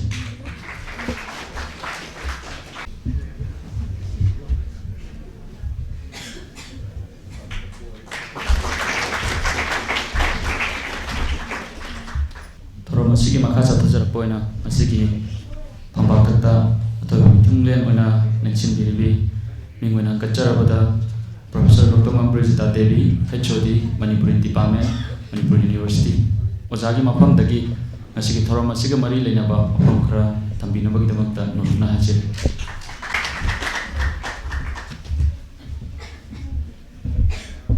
इतिहास की ओइना ममिंग सटलबा अखोगी मणिपुरी की पुवारीदा मणिपुर की पुवारीदा अमुब कानी तैरगा लैख्रबा अदुगुंबा थौदोक अमख निंगसिंबगी थौरम ngasi पांथोकलिबा असिदा तेनबीरिबा ख्वाई पुमनमकी मफमदा इकोक नोंजरी ngasi की थौरम असि मणिपुरी डिपार्टमेंट अमदी Federal Students Organization Kanglaipak Peso Kapulaga Pangthokani Sigumba Thauramasida Mayai Tangbalda Lengsin Biriba Oja Aikogi Professor Rajen Doijamba Convener Manipuri Advisory Board Site Academy Former ISOD Manipuri Department Manipur University Ojagi Mapamda Kai Punaba Tamjari. Aduga Ngasigi Thoram Asida Daida May Dangbelda Lengsin Biriba Dr. Naurem Sanato Machine Assistant Professor Manipuri Department Manipur University Zagi Mapamdasu Kai Punaba Tamjari. Aduga Ngasigi Thoram Asigi Sinbiriba Federal Students Organization Kanglaipak Pesoki President Oibiriba Kamujam Amarjit Mapamdasu Kai Punaba Tamjari. Loina Nangasigi Thoramasida Lengvira Liba Ahalaman Singh Amadi Manipur University Department Manipuri Department ki Lengvira Liba Wajasingi Amadi Sangsan ki Tinbiriba Baton Pangdana Lakbiriba Invitees Puding Makki Mapamda Kai Punaba Tamjari. Ngasigi Thauramasi Aikoigi Puwarigi Laimaida Haigatana Yenguba Hangatana Yenguba Taragadi Asuk Mati Pugning Nusingai Oiba Tokiba Toto Aduna Manipurgi Itihasta Aikoina Yenguba Matamda Ban Kibalai Paksigi Ninto Sing Sige Kwaidigi Maraiba Kiba Matam Amadi Praja Sing Shina Kayamna Wakiba Masi Puding Moxia Koina Kangi Adugumba Kudong Tiba Awaba Kayagi Wadi Do Madugu Ngasi Aikoina Sahi Kayagi Matunda Prijap Tawa Tamakli Base Ningsing Bagi Tawam Pangtokli Bagi Pangtok Ning Bagi Wakalon Tamui Sing Sida Powerfully Basi Kanigino Haiba Wahang Simasu Aikoina Hang Bayai Oirakliba Matam Dugi Awaba Ngasi Pow the Cow when the training sing Lubada Aikoina Tamoy the Saina Powner Irei Aduna site the soup Awaba Kudung Tibakayagi Saitian Panglaba Adugumba Todo to the Yum Pam Oiba Siren Drama Wari Kayama Tasing Namaki Tokiba Matam do the Oiram Gadaba to the Kai Oiram Gani Laxilaga Yemubada Asuki Matikuai Aduna Ahal Loiraba Sin Bangam Jatraba Angan Kaya Yum the Hojilaga Tung Lon Silaga Moro Tad and Hatkiba Sigumbagi Kangam than a Siram Gadaba Taudo Kaya Kang than a Lehoriba Lebak Aduga Kaidawi Nungaiba Yaitung Kamdongba Adugumba Madam Dugi Langap launch in Nintosing Nintogi Masil Manausing Laimasing Kadaida Sadi Kanana Som Toki Lebaxi Kanab Sien Kibasing Dugi Maratagi Song Tora Kitabati Nati Adugu Nangliba Awaba Dudi Kanana Nanghowi ꯂꯥꯏꯔꯕ ꯄ꯭ꯔꯖꯥꯁꯤꯡꯅ ꯅꯪꯉꯒ ꯈꯥꯡꯍꯧꯏ ꯑꯁꯤꯒꯨꯝꯕ ꯃꯁꯛꯁꯤꯡꯁꯦ ꯃꯁꯤꯅ ꯀꯩꯗꯧꯏ ꯅꯤꯡꯊꯧꯁꯤꯡꯗꯒꯤ ꯅꯥꯟꯊꯣꯛꯑꯒ ꯆꯦꯟꯈꯤ ꯀꯗꯥꯏꯗ ꯑꯋꯥꯒꯤ ꯂꯥꯟꯃꯤꯅ ꯌꯧꯔꯣꯏꯗꯕ ꯃꯐꯝꯗ ꯑꯗꯨꯅ ꯉꯁꯤ ꯐꯥꯎꯕ ꯃꯅꯤꯄꯨꯔꯗ ꯍꯜꯂꯛꯄ ꯉꯝꯗꯅ ꯈꯨꯟꯗꯥ ꯂꯩꯇꯥꯗꯅ ꯂꯩꯈꯤ ꯃꯅꯤꯄꯨꯔꯒꯤ ꯃꯄꯥꯟꯗ ꯑꯁꯤꯒꯨꯝꯕ ꯄꯨꯛꯅꯤꯡ ꯅꯨꯡꯁꯤꯅꯤꯡꯉꯥꯏ ꯑꯣꯏꯔꯕ ꯊꯧꯗꯣꯛꯁꯤꯡꯗꯣ ꯀꯔꯤꯗꯒꯤ ꯊꯣꯛꯈꯤ ꯃꯇꯝꯗꯨꯗ ꯄꯥꯟꯈꯤꯕ ꯅꯤꯡꯊꯧꯁꯤꯡꯗꯣ ꯃꯗꯨꯒꯤ ꯋꯥꯈꯜꯂꯣꯟ ꯃꯥꯟꯅꯗꯕ ꯑꯃꯗꯤ ꯅꯤꯡꯊꯧ ꯐꯝꯕꯥꯜꯕꯨ ꯃꯤꯍꯧꯕꯒꯤ ꯃꯤꯀꯥꯕꯒꯤ ꯑꯩꯅ ꯅꯨꯡꯉꯥꯏꯔꯒ ꯂꯣꯏꯔꯦ ꯄ꯭ꯔꯖꯥꯒꯤ ꯋꯥꯈꯜ ꯑꯩꯉꯣꯟꯗ ꯆꯪꯈꯤꯗꯕ ꯅꯤꯡꯊꯧꯁꯤꯡꯗꯨꯒꯤ ꯍꯥꯛꯇꯛꯇ ꯊꯣꯛꯈꯤꯕ ꯑꯗꯨꯒꯨꯝꯕ ꯊꯧꯗꯣꯛꯅꯤ ꯍꯥꯏꯗꯕ ꯉꯝꯂꯣꯏ ꯃꯃꯥꯡꯗꯒꯤ ꯃꯩꯇꯩꯒꯤ ꯂꯩꯄꯥꯛꯀꯤ ꯃꯅꯤꯄꯨꯔꯒꯤ ꯕꯥꯎꯟꯗꯔꯤ ꯑꯀꯛꯅꯕ ꯂꯩꯕ ꯅꯠꯇꯦ ꯄꯥꯜꯂꯤꯕ ꯅꯤꯡꯊꯧꯗꯨꯒꯤ ꯃꯇꯨꯡ ꯏꯟꯅ ꯑꯍꯣꯡꯕ ꯅꯥꯏ ꯐꯨꯀꯟ ꯄꯥꯡꯒꯟꯕ ꯅꯤꯡꯊꯧꯅ ꯍꯦꯟꯅ ꯇꯥꯟꯊꯣꯛꯈ꯭ꯔꯒ ꯍꯦꯟꯅ ꯕꯥꯎꯟꯗꯔꯤ ꯄꯥꯛꯊꯣꯛꯏ ꯑꯁꯣꯟꯕ ꯅꯤꯡꯊꯧꯅ ꯄꯥꯟꯕ ꯃꯇꯝꯗꯅ ꯑꯗꯨꯒꯨꯝꯕ ꯌꯦꯠꯅꯕꯁꯤꯡꯅ ꯂꯥꯡꯕꯩ ꯆꯟꯁꯤꯟꯅ ꯈꯨꯗꯣꯡꯆꯥꯕ ꯂꯧꯏ ꯇ꯭ꯔꯤꯄꯨꯔꯥ ꯕ꯭ꯔꯍ꯭ꯃꯥ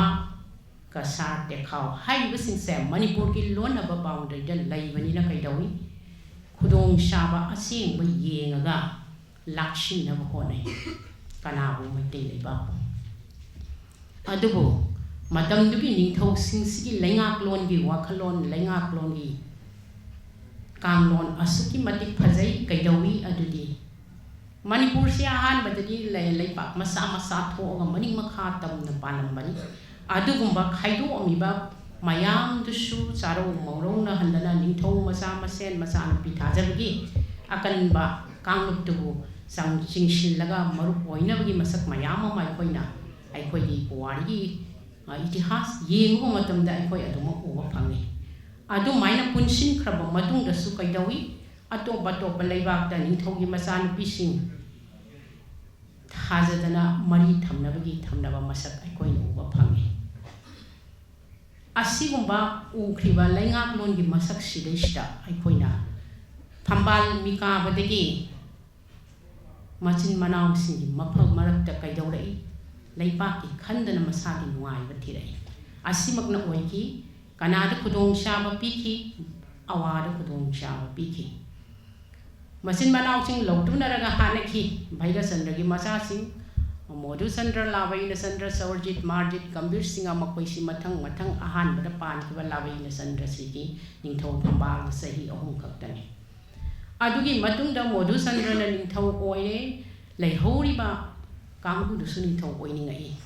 ꯑꯅꯤ ꯄꯨꯟꯁꯤꯜꯂꯤ ꯃꯣꯙꯨꯆꯟꯗ꯭ꯔꯒꯤ ꯃꯊꯛꯇ ꯂꯥꯟ ꯍꯧꯏ ꯃꯣꯙꯨꯆꯟꯗ꯭ꯔ ꯆꯦꯟꯈꯤ ꯑꯁꯨꯃꯥꯏꯅ ꯆꯦꯟꯈ꯭ꯔꯕ ꯃꯇꯨꯡꯁꯤꯗ ꯌꯥꯅꯈꯤ ꯄꯨꯜꯂꯤꯕ ꯑꯅꯤꯗꯨ ꯆꯍꯤꯗꯨ ꯌꯥꯅꯈꯤꯕꯁꯦ ꯅꯤꯡꯊꯧ ꯐꯝꯕꯥꯜꯁꯤꯒꯤ ꯅꯨꯡꯉꯥꯏꯕꯒꯤ ꯃꯆꯥꯛꯁꯤꯗ ꯍꯥꯏꯅꯈꯤꯕ ꯋꯥ ꯀꯥꯎꯊꯣꯛꯈꯤ ꯍꯥꯏꯅꯈꯤꯕ ꯋꯥ ꯉꯥꯛꯅꯈꯤꯗꯦ ꯑꯗꯨꯅ ꯂꯥꯟ ꯍꯧꯔꯛꯏ ꯀꯅꯥꯒꯤ ꯃꯇꯦꯡ ꯂꯧꯔꯒ ꯑꯉꯝꯕ ꯑꯋꯥꯒꯤ ꯃꯇꯦꯡ ꯂꯧꯔꯒ ꯃꯥꯔꯖꯤꯠꯅ ꯂꯥꯟ ꯍꯧꯈꯤ ꯁꯧꯔꯖꯤꯠꯀꯤ ꯃꯊꯛꯇ ꯂꯥꯟꯗ ꯃꯥꯏꯊꯤꯗꯅ ꯆꯦꯟꯈꯤ ꯃꯥꯔꯖꯤꯠ ꯃꯥꯏ ꯄꯥꯛꯇꯅ ꯅꯤꯡꯊꯧ ꯑꯣꯏꯍꯧꯏ ꯀꯩꯗꯧꯏ ꯅꯤꯡꯊꯧ ꯈꯨꯕꯝ ꯅꯨꯡꯉꯥꯏꯕꯗꯣ ꯃꯗꯨ ꯈꯛꯇꯗ ꯈꯟꯕꯅꯤꯅ ꯑꯋꯥꯒꯤ ꯃꯉꯣꯟꯗ ꯄꯥꯡꯂꯛꯈꯤꯕ ꯃꯇꯦꯡꯒꯤ ꯄꯥꯡꯂꯨ ꯂꯥꯎ ꯍꯥꯏꯕ ꯋꯥꯈꯜꯂꯣꯟ ꯃꯥ ꯀꯥꯎꯊꯣꯛꯈꯤ ꯆꯠꯈꯤꯗꯦ ꯑꯁꯤꯒꯤ ꯃꯂꯣꯝꯅ ꯑꯋꯥꯅ ꯂꯥꯟꯗꯥꯔꯛꯈꯤ ꯂꯥꯟ ꯇꯥꯔꯛꯄ ꯃꯇꯝꯗ ꯃꯈꯣꯏ ꯆꯦꯟꯈꯤ ꯄ꯭ꯔꯖꯥꯅ ꯑꯋꯥꯐꯝꯗ ꯇꯥꯍꯧꯏ ꯅꯤꯡꯊꯧ ꯄꯥꯟꯗꯅ ꯂꯩꯈꯤꯕ ꯆꯍꯤ 7 ꯆꯨꯞꯅ ꯈꯨꯟ ꯇꯥꯛꯄ ꯍꯥꯏꯕꯁꯦ ꯑꯁꯨꯛꯀꯤ ꯃꯇꯤꯛ ꯑꯋꯥꯕ ꯐꯤꯕꯝꯅꯤ ꯑꯗꯨꯅ ꯑꯩꯈꯣꯏꯅ ꯏꯇꯤꯍꯥꯁꯇꯗꯤ ꯊꯦꯡꯅꯗ꯭ꯔꯒꯁꯨ ꯑꯣꯔꯦꯜ ꯍꯤꯁꯇ꯭ꯔꯤꯗꯗꯤ ꯌꯥꯝꯅ ꯃꯔꯥꯡ ꯀꯥꯏꯅ ꯑꯗꯨꯃꯛ ꯊꯦꯡꯅꯔꯤꯕ ꯋꯥꯍꯩ ꯋꯥꯇꯥ ꯀꯌꯥ ꯑꯃꯁꯨ ꯐꯪꯉꯤ ꯈꯣꯡꯅ ꯈꯨꯠꯅ ꯄꯣꯠ ꯀꯥꯎꯒꯟꯕ ꯃꯤꯑꯣꯏꯕꯨ ꯀꯔꯤ ꯍꯥꯏꯅ ꯑꯍꯜ ꯂꯃꯟꯁꯤꯡꯅ ꯄ꯭ꯔꯃꯥꯟ ꯇꯧꯔꯝꯃꯤ ꯑꯋꯥ ꯃꯤꯠꯌꯦꯡꯗꯨ ꯌꯦꯡꯉꯤꯅꯦ ꯑꯋꯥ ꯃꯤꯠꯌꯦꯡꯗꯨ ꯉꯥꯏꯔꯦ ꯑꯁꯤꯅ ꯇꯥꯛꯏ ꯀꯔꯤ ꯇꯥꯛꯏ ꯃꯇꯝꯗꯨꯒꯤ ꯆꯍꯤ 7 ꯈꯨꯟꯇꯥꯛꯄꯒꯤ ꯃꯇꯝꯗ ꯀꯔꯤ ꯊꯧꯗꯣꯛ ꯊꯣꯛꯈꯤ ꯀꯔꯝꯍꯥꯏꯅ ꯇꯧꯈꯤꯕꯅꯣ ꯇꯁꯦꯡꯅꯃꯛꯀꯤꯗꯤ ꯑꯋꯥꯁꯤꯡꯅ ꯀꯅꯥꯕꯨ ꯀꯤꯈꯤꯕꯒꯦ ꯍꯥꯏꯕꯒꯤ ꯋꯥꯔꯤ ꯑꯃꯁꯨ ꯑꯩꯈꯣꯏꯗ ꯈꯪꯍꯜꯂꯦ ꯑꯗꯨꯗꯤ ꯀꯔꯤꯅꯣ ꯍꯥꯏꯕ ꯇꯥꯔꯒꯗꯤ ꯃꯃꯥ ꯂꯩꯕꯥꯛ ꯅꯨꯡꯁꯤꯕ ꯃꯖꯥꯇꯤꯕꯨ ꯅꯨꯡꯁꯤꯕ ꯑꯗꯨꯒꯨꯝꯕ ꯅꯤꯡꯊꯧ ꯃꯆꯥꯁꯤꯡ ꯂꯩꯈꯤꯗꯕ ꯅꯠꯇꯦ ꯆꯦꯜꯂꯁꯨ ꯍꯤꯡꯕ ꯌꯥꯈꯤꯕꯗꯣ ꯆꯦꯟꯗꯅ ꯃꯥꯌꯣꯛ ꯌꯥꯔꯒ ꯑꯋꯥꯁꯤꯡꯒ ꯃꯥꯌꯣꯛ ꯌꯥꯈꯤ ꯐꯣꯡꯅ ꯃꯥꯌꯣꯛ ꯌꯥꯕꯗꯤ ꯉꯝꯈꯤꯗꯕꯅꯤꯅ ꯍꯨꯔꯥꯜ ꯂꯅꯥꯗ ꯈꯨꯗꯣꯡꯆꯥꯕ ꯌꯦꯡꯉꯒ ꯑꯔꯥꯝꯕꯥꯏ ꯍꯥꯏꯔꯤꯕ ꯈꯨꯠꯂꯥꯏꯁꯤ ꯁꯤꯖꯤꯟꯅꯔꯒ ꯗꯥꯄꯨ ꯅꯤꯡꯊꯧ ꯑꯣꯏꯅ ꯈꯪꯅꯔꯤꯕ ꯍꯤꯔꯥꯆꯟꯗ꯭ꯔꯅ ꯑꯋꯥꯁꯤꯡꯒꯤ ꯃꯥꯌꯣꯛꯇ ꯑꯄꯨꯟꯕ ꯈꯨꯄꯨ ꯈꯔꯒ ꯃꯥꯅ ꯄꯥꯡꯊꯣꯛꯈꯤ ꯂꯥꯟꯗꯨꯅ ꯀꯩ ꯊꯥꯔꯤ ꯑꯔꯥꯝꯕꯥꯏ ꯊꯥꯗꯔꯛꯄ ꯃꯇꯝꯗ ꯑꯋꯥꯁꯤꯡꯁꯤꯅ ꯆꯠꯂꯤꯕ ꯂꯝꯕꯦꯡꯗꯨꯗ ꯃꯈꯥꯗꯒꯤ ꯇꯥꯔꯛꯄ ꯅꯠꯇꯕꯅꯤ ꯃꯊꯛꯇꯒꯤ ꯇꯥꯔꯛꯄꯅꯤꯅ ꯃꯊꯛꯇ ꯌꯦꯡꯉꯒ ꯆꯠꯂꯤ ꯃꯔꯝ ꯑꯗꯨꯅ ꯃꯈꯥꯗ ꯀꯔꯤ ꯄꯣꯠ ꯂꯩꯒꯦ ꯍꯥꯏꯕꯁꯤ ꯈꯪꯗꯦ ꯍꯥꯏꯗꯅ ꯑꯩꯈꯣꯏꯅ ꯁꯨꯝ ꯍꯪꯕ ꯃꯇꯝꯗ ꯐꯪꯖꯔꯛꯈꯤꯕꯅꯤ ꯃꯁꯤꯁꯨ ꯃꯇꯝꯗꯨꯒꯤ ꯊꯣꯛꯈꯤꯕ ꯋꯥꯔꯤꯁꯤꯡꯗꯣ ꯃꯤꯔꯣꯜ ꯑꯃꯗꯒꯤ ꯃꯤꯔꯣꯜ ꯑꯃꯗ ꯑꯗꯨꯝ ꯆꯠꯊꯔꯛꯄꯗ ꯑꯆꯨꯝꯕꯁꯨ ꯑꯣꯏꯔꯝꯒꯅꯤ ꯍꯥꯏꯕꯁꯦ ꯑꯩꯈꯣꯏꯅ ꯈꯪꯍꯜꯂꯤ ꯑꯁꯨꯃꯥꯏꯅ ꯊꯣꯛꯈ꯭ꯔꯕ ꯃꯇꯨꯡꯁꯤꯗꯩꯁꯤꯗ ꯑꯣꯏꯔꯛꯂꯤꯕꯗꯤ ꯀꯔꯤꯅꯣ ꯍꯥꯏꯕ ꯇꯥꯔꯒꯗꯤ ꯅꯤꯡꯊꯧ ꯈꯨꯕꯝ ꯄꯥꯝꯕꯒꯤ ꯃꯁꯛꯁꯤꯗꯤ ꯍꯧꯖꯤꯛꯇꯁꯨ ꯅꯠꯇꯦ ꯃꯃꯥꯡꯉꯩꯗꯁꯨ ꯅꯠꯇꯦ ꯃꯁꯤꯗꯤ ꯑꯗꯨꯝ ꯃꯤꯑꯣꯏꯕ ꯁꯣꯁꯥꯏꯇꯤꯅ ꯁꯃꯥꯖꯅ ꯂꯩꯔꯤꯉꯩ ꯑꯗꯨꯝ ꯈꯜꯂꯒꯗꯕ ꯋꯥꯈꯜꯅꯤ ꯇꯧꯕꯇꯕꯨ ꯄꯥꯝꯂꯤꯕ ꯈꯨꯕꯝꯗꯣ ꯄꯥꯏꯅ ꯃꯁꯥꯒꯤ ꯑꯃꯗꯤ ꯂꯩꯕꯥꯛꯀꯤ ꯋꯥꯈꯜꯗꯤ ꯃꯁꯥꯗ ꯌꯥꯎꯒꯗꯕꯅꯤ ꯍꯥꯏꯕ ꯋꯥꯈꯜꯂꯣꯟꯁꯦ ꯑꯩꯈꯣꯏꯅ ꯅꯤꯡꯁꯤꯡꯍꯜꯂꯤ ꯃꯔꯝꯗꯤ ꯏꯁꯥꯗꯒꯤ ꯀꯥꯟꯅꯕ ꯌꯦꯡꯉꯕꯗꯤ ꯂꯩꯕꯥꯛꯀꯤ ꯀꯥꯟꯅꯅꯕ ꯀꯔꯤꯁꯨ ꯇꯧꯕ ꯉꯝꯂꯣꯏ ꯍꯥꯏꯕ ꯋꯥꯐꯝꯁꯤꯃꯁꯨ ꯑꯩ ꯃꯌꯥꯝꯒꯤ ꯃꯐꯝꯗ ꯊꯝꯖꯒꯦ ꯑꯗꯨꯅ ꯉꯁꯤꯒꯤ ꯃꯗꯨꯒꯨꯝꯕ ꯃꯇꯝꯗꯨꯗ ꯊꯣꯛꯈꯤꯕ ꯂꯥꯟꯒꯤ ꯆꯩꯊꯦꯡ ꯐꯪꯈꯤꯕ ꯀꯌꯥꯗꯨꯕꯨ ꯅꯤꯡꯁꯤꯡꯂꯦ ꯍꯥꯏꯔꯒ ꯒꯝꯚꯤꯔ ꯁꯤꯡꯍ ꯅꯔꯁꯤꯡꯍ ꯑꯅꯤꯅ ꯂꯥꯟꯗꯥꯔꯛꯑꯦ ꯍꯥꯏꯔꯒ ꯕ꯭ꯔꯤꯇꯤꯁꯀꯤ ꯃꯇꯦꯡ ꯂꯧꯔꯒ ꯈꯨꯠꯂꯥꯏꯗꯒꯤ ꯃꯇꯦꯡ ꯄꯤꯔꯛꯏꯁꯤ ꯑꯗꯨꯒꯨꯝꯕ ꯃꯇꯦꯡꯁꯤꯡꯗꯨ ꯄꯥꯏꯔꯦ ꯍꯥꯏꯔꯒ ꯃꯅꯤꯄꯨꯔꯗꯒꯤ ꯇꯥꯟꯊꯣꯛꯈꯤ ꯌꯦꯛꯅꯕ ꯑꯋꯥꯁꯤꯡꯕꯨ ꯑꯗꯨꯒ ꯒꯝꯚꯤꯔ ꯁꯤꯡꯍ ꯅꯤꯡꯊꯧ ꯑꯣꯏꯈꯤ ꯅꯤꯡꯊꯧ ꯑꯣꯏꯕꯒꯤ ꯃꯤꯀꯥꯅꯕ ꯃꯔꯛꯇ ꯒꯝꯚꯤꯔ ꯁꯤꯡꯍꯒꯤ ꯇꯥꯂꯣꯏ ꯃꯍꯥꯔꯥꯅꯤ ꯀꯨꯃꯨꯗꯤꯅꯤ ꯂꯥꯛꯈꯤꯕꯅꯤ ꯑꯗꯨꯅ ꯅꯔꯁꯤꯡꯍꯕꯨ ꯃꯥꯅ ꯊꯥꯖꯗꯐꯝ ꯊꯣꯛꯄꯅꯤ ꯊꯣꯏꯗꯣꯛꯅ ꯃꯗꯨꯗ ꯂꯥꯜꯂꯤ ꯍꯥꯏꯕꯒꯤ ꯋꯥꯈꯜ ꯑꯩꯈꯣꯏꯅ ꯂꯧꯅꯤꯡꯉꯥꯏ ꯂꯩꯇꯦ ꯅꯔꯁꯤꯡꯍ ꯅꯤꯡꯊꯧ ꯈꯨꯕꯝ ꯃꯤꯀꯥꯗꯕ ꯄꯥꯝꯗꯕ ꯅꯤꯡꯊꯧꯅꯤ ꯍꯥꯏꯕꯁꯤ ꯑꯩꯈꯣꯏꯅ ꯃꯥꯒꯤ ꯋꯥꯔꯤꯁꯤ ꯏꯇꯤꯍꯥꯁꯇ ꯌꯦꯡꯉꯨꯔ ꯈꯪꯕ ꯉꯝꯃꯤ ꯑꯗꯨꯒꯨꯝꯕ ꯀꯠꯊꯣꯛꯄ ꯉꯝꯕ ꯅꯤꯡꯊꯧ ꯃꯆꯥꯁꯤꯡ ꯊꯃꯣꯏꯗ ꯆꯦꯟꯈꯤꯕ ꯋꯥꯈꯜꯂꯣꯟꯗꯨ ꯆꯦꯟꯕ ꯃꯤꯑꯣꯏ ꯀꯌꯥ ꯉꯁꯤꯁꯨ ꯑꯩꯈꯣꯏꯅ ꯇꯉꯥꯏ ꯐꯗꯅ ꯗꯔꯀꯥꯔ ꯑꯣꯏꯔꯤ ꯍꯥꯏꯕ ꯋꯥꯐꯝꯁꯤꯃꯁꯨ ꯊꯝꯖꯒꯦ ꯂꯣꯏꯅꯅ ꯈꯔ ꯊꯦꯡꯊꯔꯕ ꯃꯇꯝ ꯆꯍꯤ 7 ꯈꯨꯟꯇꯥꯛꯄꯒꯤ ꯑꯋꯥ ꯑꯅꯥ ꯇꯥꯔꯕ ꯊꯣꯛꯈ꯭ꯔꯕ ꯊꯧꯗꯣꯛ ꯃꯌꯥꯝꯗꯨꯒ ꯏꯔꯣꯏꯅꯅ ꯅꯤꯡꯊꯧ ꯄꯥꯟꯗꯅ ꯅꯨꯡꯉꯥꯏꯅ ꯂꯩꯔꯛꯑꯕ ꯂꯩꯄꯥꯛ ꯑꯃ ꯑꯣꯏꯔꯕ ꯃꯇꯨꯡ ꯕ꯭ꯔꯤꯇꯤꯁꯀꯤ ꯀꯣꯂꯣꯅꯥꯏꯖꯦꯁꯟꯗ ꯑꯩꯈꯣꯏ ꯍꯤꯡꯉꯤ ꯃꯗꯨꯒꯤ ꯑꯋꯥꯕ ꯆꯩꯊꯦꯡ ꯑꯃꯨꯛ ꯐꯪꯉꯤ ꯁꯤꯒꯨꯝꯕ ꯃꯇꯝꯗꯅ ꯃꯃꯥ ꯂꯩꯕꯥꯛꯀꯤꯗꯃꯛꯇ ꯍꯤꯔꯝ ꯈꯨꯗꯤꯡꯃꯛꯇ ꯀꯠꯊꯣꯛꯂꯝꯕ ꯑꯗꯨꯒꯨꯝꯕ ꯑꯩꯈꯣꯏꯅ ꯅꯦꯇꯥ ꯏꯔꯥꯕꯣꯠ ꯍꯥꯏꯔꯒ ꯈꯪꯅꯔꯤꯕ ꯍꯤꯖꯝ ꯏꯔꯥꯕꯣꯠꯄꯨꯁꯨ ꯀꯥꯎꯊꯣꯛꯄ ꯌꯥꯔꯣꯏ ꯃꯔꯝꯗꯤ ꯀꯔꯤꯒꯤꯅꯣ ꯍꯥꯏꯕ ꯇꯥꯔꯒꯗꯤ ꯏꯔꯥꯕꯣꯠꯀꯨꯝꯕ ꯃꯤꯑꯣꯏ ꯆꯪꯉꯤ ꯃꯁꯥꯒꯤ ꯃꯔꯅꯥꯏꯒꯤ ꯅꯨꯡꯉꯥꯏꯕꯗꯒꯤꯗꯤ ꯂꯩꯕꯥꯛꯀꯤ ꯀꯠꯊꯣꯛꯄꯅ ꯍꯦꯟꯅ ꯃꯔꯨ ꯑꯣꯏ ꯍꯥꯏꯗꯅ ꯂꯧꯈꯤꯕ ꯑꯗꯨꯒꯨꯝꯕ ꯃꯤꯁꯛ ꯑꯃꯅꯤ ꯃꯍꯥꯛ ꯑꯁꯤ ꯃꯇꯝꯗꯨꯗ ꯄꯥꯏꯔꯤꯕ ꯐꯝꯊꯣꯟꯗꯨꯒꯤ ꯐꯪꯉꯤꯕ ꯄꯩꯁꯥꯗꯣ ꯑꯁꯨꯛꯀꯤ ꯃꯇꯤꯛ ꯍꯧꯖꯤꯛꯀꯤ ꯃꯇꯝꯗꯗꯤ ꯌꯥꯝꯈ꯭ꯔꯕ ꯄꯣꯠꯅꯤ ꯑꯗꯨꯕꯨ ꯂꯥꯏꯅ ꯍꯨꯟꯗꯣꯛꯑꯦ ꯊꯥꯗꯣꯛꯑꯦ ꯍꯥꯏꯔꯒ ꯂꯧꯃꯤ ꯁꯤꯟꯃꯤꯁꯤꯡꯒꯤ ꯃꯅꯥꯛꯇ ꯂꯣꯏꯖꯤꯡ ꯂꯣꯌꯥꯗ ꯆꯠꯂꯒ ꯄꯨꯟꯁꯤ ꯂꯦꯟꯈꯤꯕ ꯑꯗꯨꯒꯨꯝꯕ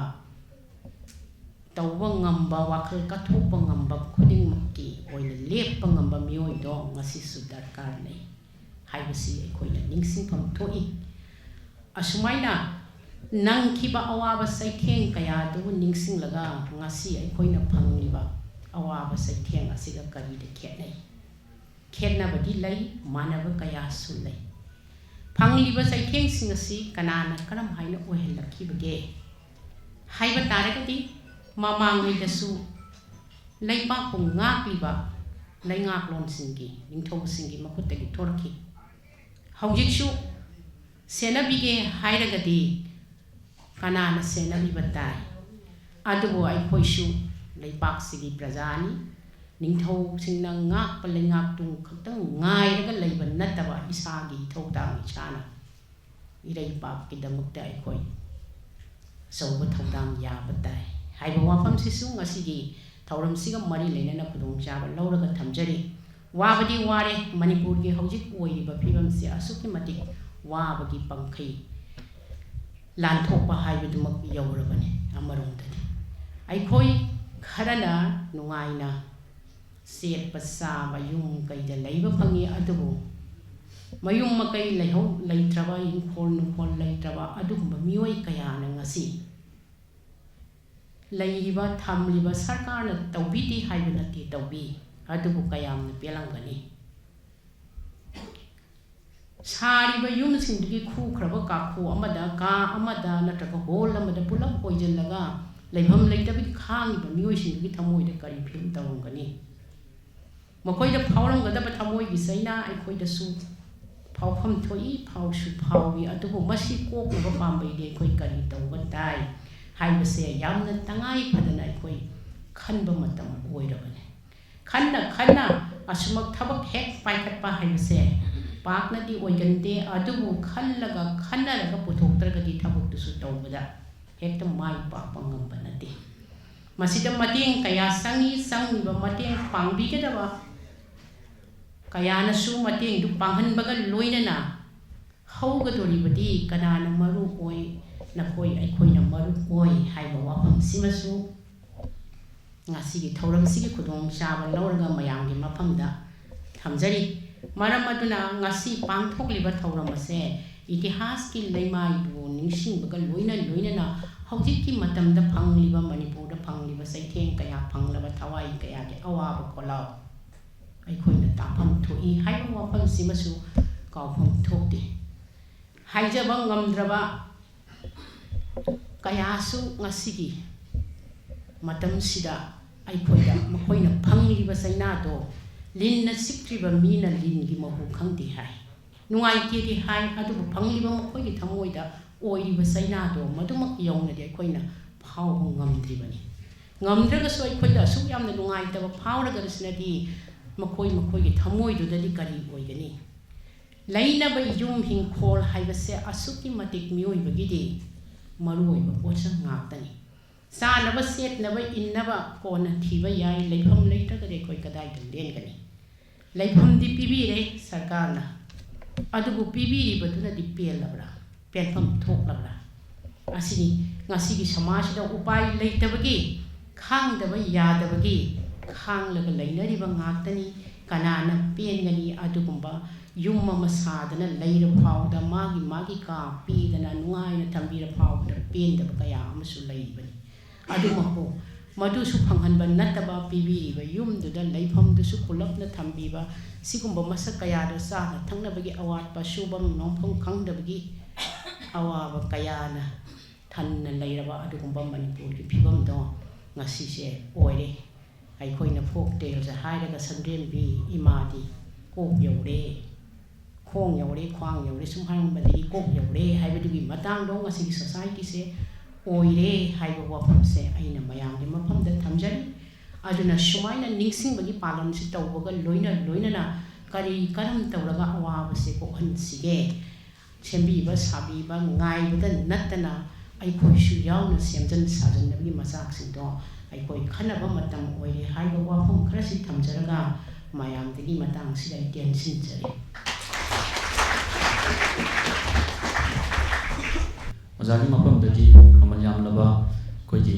पवाइदा थोकिबा यामना निंगमदबा थौदोक चही तरेट खुंताकपा हाइरिबा थौदोक असिगी मतांगदा कोइगी मतम अदुगी पालंबा निंथौ मचासिंगना नुंसिनादबा मखोइगी नुंसिनादबदगी ओइरखिबा मयामदा अवाना तारखिबा इमुंगदा होइजलगा मै थादना खुबाक यारी लेंदुना हातखिबगी अदुंबा तमथिरबा वरिसिंग अदुबु ओजागी माइकैदगी मयाम मफमदा थंबिरमबगदमता ओजाबु अमकाना थगतचरी थरमसिगी मखा चतजरपोइना असिगी अतोइबा मितुंगलेंगी फममलांगदा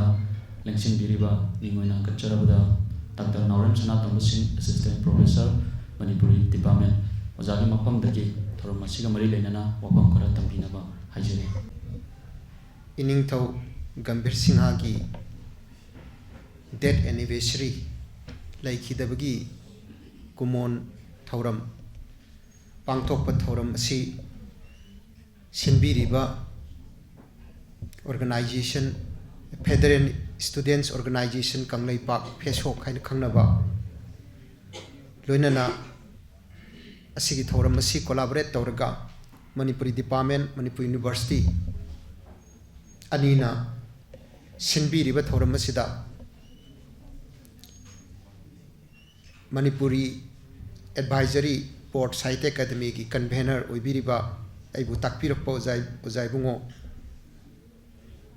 प्रोफेसर राजेन तुजाम्बा ngasiगी थौरम असिगी चीफ गेस्ट अदुगा प्रोफेसर लोइतोंगम बिरजिता मणिपुरी डिपार्टमेंट की हेड ओइबिरिबी loinana aigi nawi bungo fesoki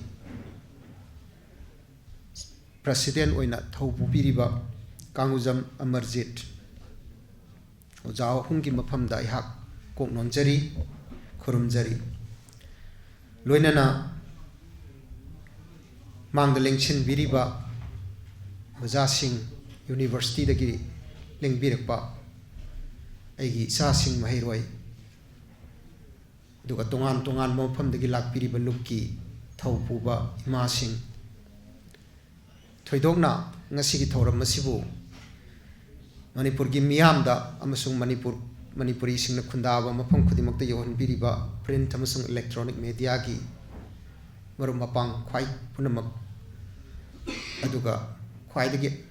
thoidokna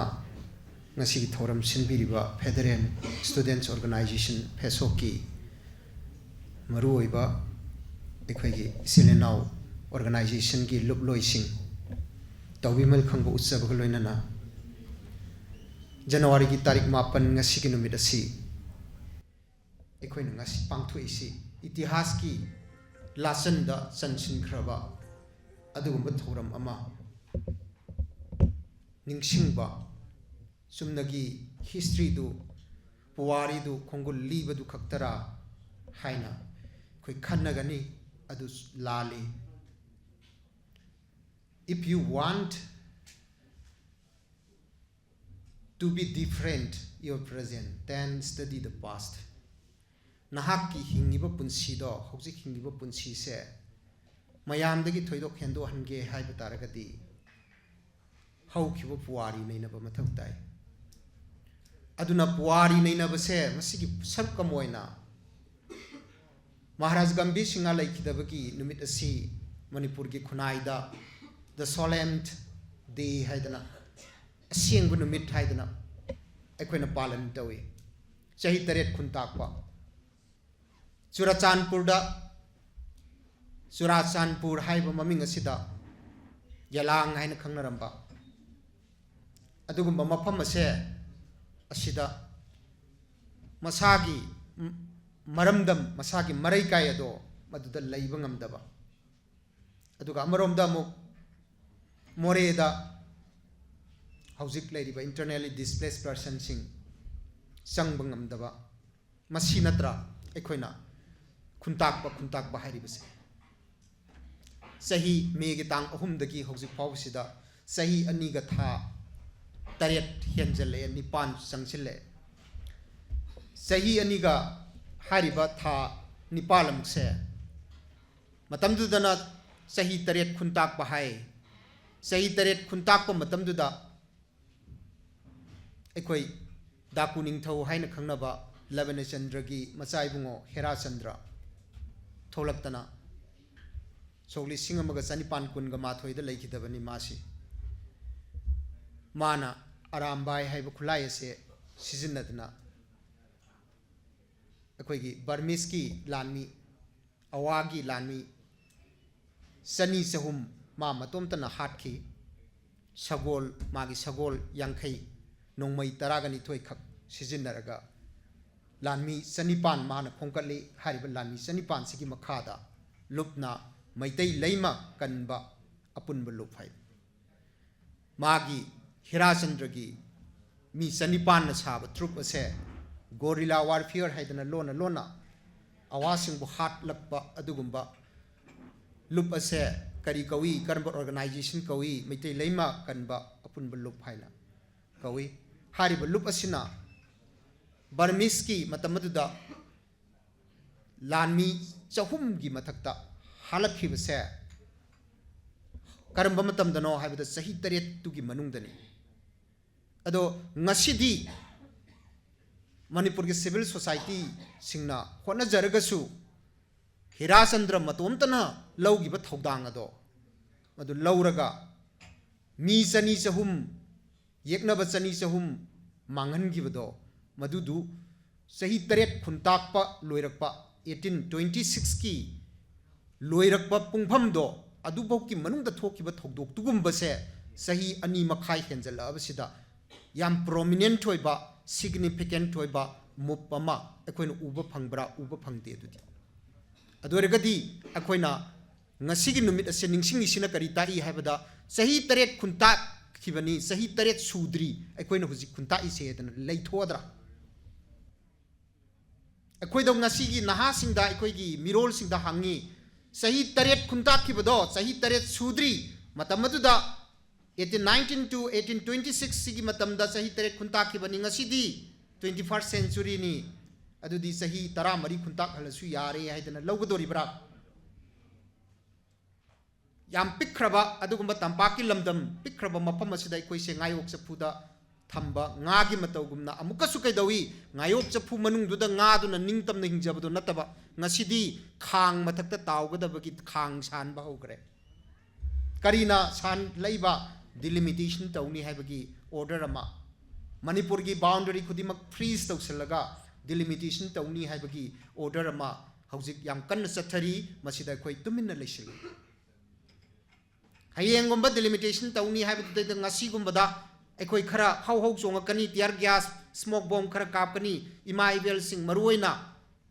makong makut khara sokani doctor da koi bukhatkani aduga first aid piraga numinini humni lerga tumina laikigani ekoi gi thauna si krai da sakhrage ekoi gi lingjen krai da sakhrage adugumba matam adugi hira chandra gi matam adugi gambir singa gi matam adugi narsingha gi I maset ama paktrabrai koi se muksan na to ola basara ngasi khunai sida hangibani I asengba I paktraba I thangdraba ngasi ki khunai cha sing asina kari gi damakta 9 January gi tang ma palla sidaida asiguma makhal gi gambir singa laikhidabagi amuk khannai koi khuntak lan sina danabgi damakta achetpa ekoi wasak pandon lombagi numit ase thauram ase pangthu ise ngasi mangda gambir singa gi mami saktam mase thammaga laikat nanabagira natraga candle thana nabagira natraga dhuk kat nanabagira natraga koi daista mari manga thoglaga lila drama gi matawgumna wangang nanabagira drama tawgumsi lila na kana roi theory na kana roi we must be practical akoi practical oi ba matau tai the tragedy of life is not that punsi ki tragedy hai base sibanati but the part to date sibagi lambi da sangi bane koi sibagi lambi da ne koi na sangi base koi ngasi sangjil le lambi ase sibagi lambi da ni siba makti sidri hingna hingsi siraba khunai mani ngai koi ngasi koi na le li base hing bai ba maga lai bai ba maga pan bai ba maga om lai manipuri wahai da hing bai basidi koi hujik lai base ni lai bai base karino lai bai base Korea da oi bi Delhi da oi bi Maharashtra da oi bi America da oi bi mafam mama da hekta sidagi talabasu lai runa loire haibado lai ba koi aduga hing bai base na kaino haiba matamda karigumba khara miram dagi yelakpa duguma super fine gi seng phangdabagi damakta ai gi seng saruk phangdri ai koi mung gi seng saruk phangdri haidana kokai lukai naraga seng saruk seng yen gi seng saruk to phangdri haidana madu phangaga ekoi gi usek wayana sa yen na chaga da badu mamakal gi seng sing do phangaga saraga hingi bado madu bu nai koi ne hing ba kawi hing bai ba maga lai bai ba maga atuga pan bai ba maga pan bai sin kai no ha ba matam da ekoi ne ning tam na ning thawoi nei sa gi yum masida isa na lengak sarga pan ba du bo pan ba kawi administration pai je ba du aduna koi hing jira ekoi lai jira natraga koi pan jira wang ahum sigi pau khom ne ngasi maharaj gambir singa lai ki dab ki January gi mapan nai koi da piri ba pau jel se asigi pau jel se koi na thamoi manung thamga dori bra natraga maming ta gi waina ekoi adugumba makhal gi puari gi lasin da chankraba ekoi gi pai pu singa do madu khongkal lagai tias ke lamai dagi satok lak laga mami mitam se la laga mathang gi sahi 2027 ju natraga 2028 ju ekoi manipuri khunai na mitai haiba jati ase khunai ase sina mutri makai ekoi amakaktang phawba hingi bakai hai lei katpa duk katpa do adu phawba che ekoi kari gi matawgumna ngasi gi candle lasina tumdri bok chakpa gi matawgumna mithai umliba mithai aduna tumdri bok umbagi matawgumna ekoi ase ngasi gi khunai asida umhalla sira natraga ekoi gi khunai asida mombati candle sigi matawgumna loi hella sira adu di ekoi gi paukum ase karino haiba matam dai ekoi gi paukum di ekoi gi yekna ba kanano who are our enemy ekoi gi yekna ba se kanano ekoi yengna ba masa khang batai kuki singa se ekoi gi yekna bra narco terrorist singa se ekoi gi yekna bra no ekoi gi yekna badi makhoi sinati ngarang makthok trane moirang purel da pharmacy phamjaba mioi ama makhong chek pa chajan naraga अदुगुम मयांग लंबोइबसिंग अदुना फानना होनरमगी थौदो ngarang mak natra thoido aikoi kari paukhumpi manipur khunai kari paukhumpi ngasi gambir singha gi aikoi si ki bagi palan thoram asidaida phammi basing asina aikoi gi thamoi nungda kari phawi acha tak gengani chagani cha thakani aduduga harau harau no momon no sakhigani sijanu phajanu mangijanu mutkijanu manipur leita sanu ai isa hinga lore ai hingna bona ba matamda ai khoi gi haiba pot ado loina mak yon thok patai loina mak mangan patai loina mak mang thok patai ai khoi gi haiba wakhal se khara su khan ba mathau tai ai isa gi oiba khan ba wakhal personal interest lanai ka ki khan ba wakhal personal interest haiba sina yam na ka hen man ki badagi general interest haiba se masi jawr tre general interest की personal interest ने याम साथी ने हेलाबा high बदी कहीं no आइबदा if PI is greater than GI PI से ना GI की हेलक तार गदी the society will be in doom society दो बुट करगनी हाई बसे Arnon Toynbee हाई बा British की history याने से ना हाई रमे कोई personal interest इसा की लनाई की वाखल से ना का हेन मन करे हांग मन करे मरा मधुनाई कोई की society कुनाये से मुट करगदा बगी पिपा मदल ला इबने कोई ना अम्मा का पुंसिल लगा amaga tinsin naraga mathematics ki oi balonda dadi 1 + 1 = 2 harkani 1 + 1 = kaya tai haiba matamda amaga pullaga taramathoi tai harkani karamba matamda organization taugi hai taragadi ai koi organize taugi hai taragadi ai koi punge apunbagi saktam sagat ki hai taragadi amaga pullaga kaya tai amaga pullaga taramathoi tai haiba taba aduga amaga punsin naraga ani tai hai taragadi that is mathematics madudi angka gi wani aduga amaga pullaga kaidawi haiba matamda amaga pullaga tinaba yade khanagani hai taragadi that is koi kawi conspiracy kawi aduga amaga duga punsin naraga amu kaidoba amaga punsin naraga thugaina nabagi wakhal khan taragadi opposite oi hai taragadi aduna kai kawi political theory ani kawi akoi huji kaidoba tai akoi punsin nabatai ipal haiba am lai people library kari hai no education people and leader people library kai no education people and leader education is very important hi amage makul hora kanda makul dagi changak pa hi edu da changak pa ising singa do makama pairaga ekoi sitok na na hona bagi wakhal se thadoksi koi kai do batai hi edu do hori ba makul do thi batai makul do men batai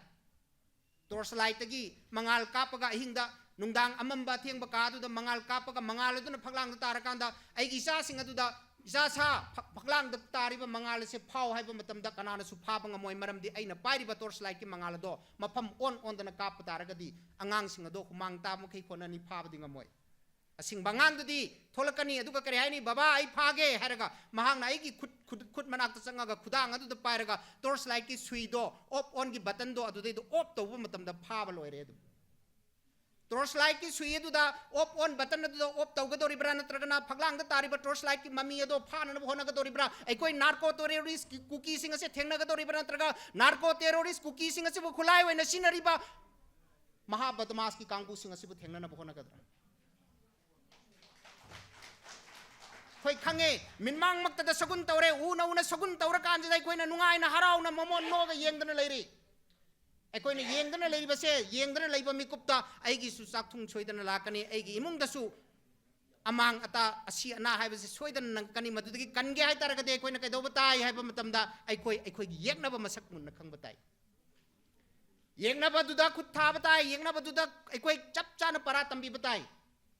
ai koi amat to oi batar ga di manipur gi leiri ba atai purup sing na mateng pangbira basu pangbidra basu ai koi manipur gi leiri ba mitai hari ba kanglup asigi mi lak manga khaktang punsin bio mi lak manga khaktang punsin ba matam da hari ba lak manga aduna imphal mayol sida akan ba makal gi mupam tang to bio sigi matang sida kedawi masagi khunai bu yolaga saba masagi khunai bu yolaga saba adugumba hauna charaga tummaga leiba hayeng sarkar semni hangchit semni mathang gi thada semni sahi amagi matung da semni aidana sarkar semmani haibasu nataba sembira kani haidana harau jaraga leiriba mondrang chanariba adugumba miyoi singa se masik maming aina kari kaujai haibada minai macha haina kaubudu deida mathoi makoi nungaira roi khanmanina aina kari hoina kawi khunai khuyol hawba ni kawi makoi ase yang na Minai मचा हाइरुरगदी मिनाई मचा हाइबसे फजबो हाइनी फजदबो high नति मीगी दमक्ता नाइबा हाइबदी करिनो lung नाइबा फी नाइबा हाइरिदो नाइबा हाइबदी सेमबा नाइबा हाइबदी सेमबा मीगी सेमगा मीगी दमक्ता खल्लगा नुंगाइ जब पोकपदुबु करि कवि मीगी नाइ हाइदुना मिनाइ हाइना कवि मिनाइ हाइरुबा मतमददी मथ्वाइ नुंगाइ रोइ हाइदुना आइना खुयोल हाउबा न कौरे करि हाइरिबा खुयोल हाउबा हाइबदी खुयोल हाउबा याइथिं कोनुगी वारिदो खुयोल हाउबा हाइदि करि हाइबा मसागी मखुनबु योंथोगा हाउना चाबा कांगबु खुयोल हाउबा कवि मसागी खुनाइबु योंथोगा हाउना चारिबा कांगबु सिंग असगी पोलिटिकल लीडर सिंग असे मसिना मंगद्रंग छानादना मणिपुर खुनाइ योंदना लैबा मतमदा अखोय हराउना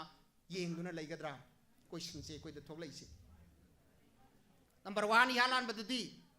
ममांगैदा अखोयगी ओजाना हाइबी ओजाराजेन हाइबी बदुनी करिनो हाइबा मतमदा ब्रिटिश की वेस्टर्न एजुकेशन ना याई थादना अखोय से फना यामना मांगहनग्रे अखोय कल्चर एंड वैल्यू तुमझलकले अदुदी मतंग दौजिकना मुकै दौरे नेशनल एजुकेशन पॉलिसी NEP हाइबसिना अमुक कै दौरी अखोय से लांग थागा IKS हाइबम सु लैरी अखोय आइगी इचासिंग खंजिन बियु एजुकेशन की माइकैदा लाइबसिंग से IKS हाइ इंडियन नॉलेज सिस्टम हाइरी मसीगी दमकता तोंगान तोंगान इंस्टीट्यूशन सिंग सिदैदा इंडियन नॉलेज सिस्टम सिगी मखादा इंडिजिनस नॉलेज सिंग से कलेक्शन तौरगा कलेक्शन तौननबगे पैरामीटर मोइना इंस्टीट्यूशन सिंग द यूनिवर्सिटी द कॉलेज द तोंगान तोंगान मखलगी इसागी लौसिंग ज्ञान इरमदम की लौसिंग ज्ञान सिंग अदो मदुदा बेस तौब मखलगी सेमिनार कॉन्फ्रेंस मयाम मसे पेपर मयाम सेमकल ओइना सेमकनरी UGC ना मिनिस्ट्री ऑफ एजुकेशन ना फंडिंग थादरे पैसा थादरे मदुदा यावरगा सर्टिफिकेट फंगगा आइगी प्रमोशन दा आइगी एकेडमिक कैरियर दा कानागदोइनी हाइदना कोइ हराउरी अदुगा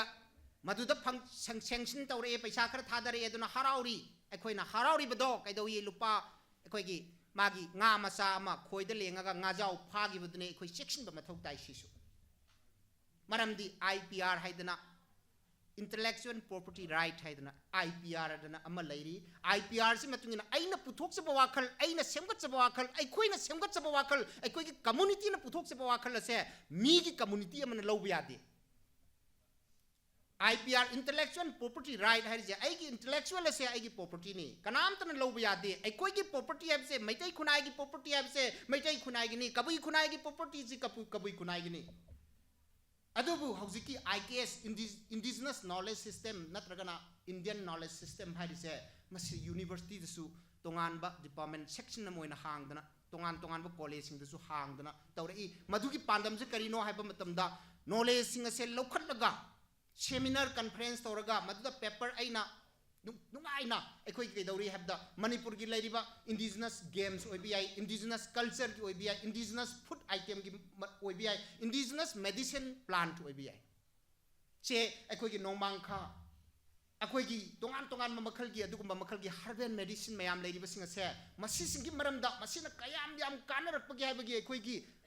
ममांगै की इपाइपु की हातक की करमाइन सिनै लांगथैना कमाइ सिनै नोमांखाना कमाइ सिनरै अदुग तोंगान मखल की यमपत लैरिबा मयाम सिंग से मसी मणिपुर से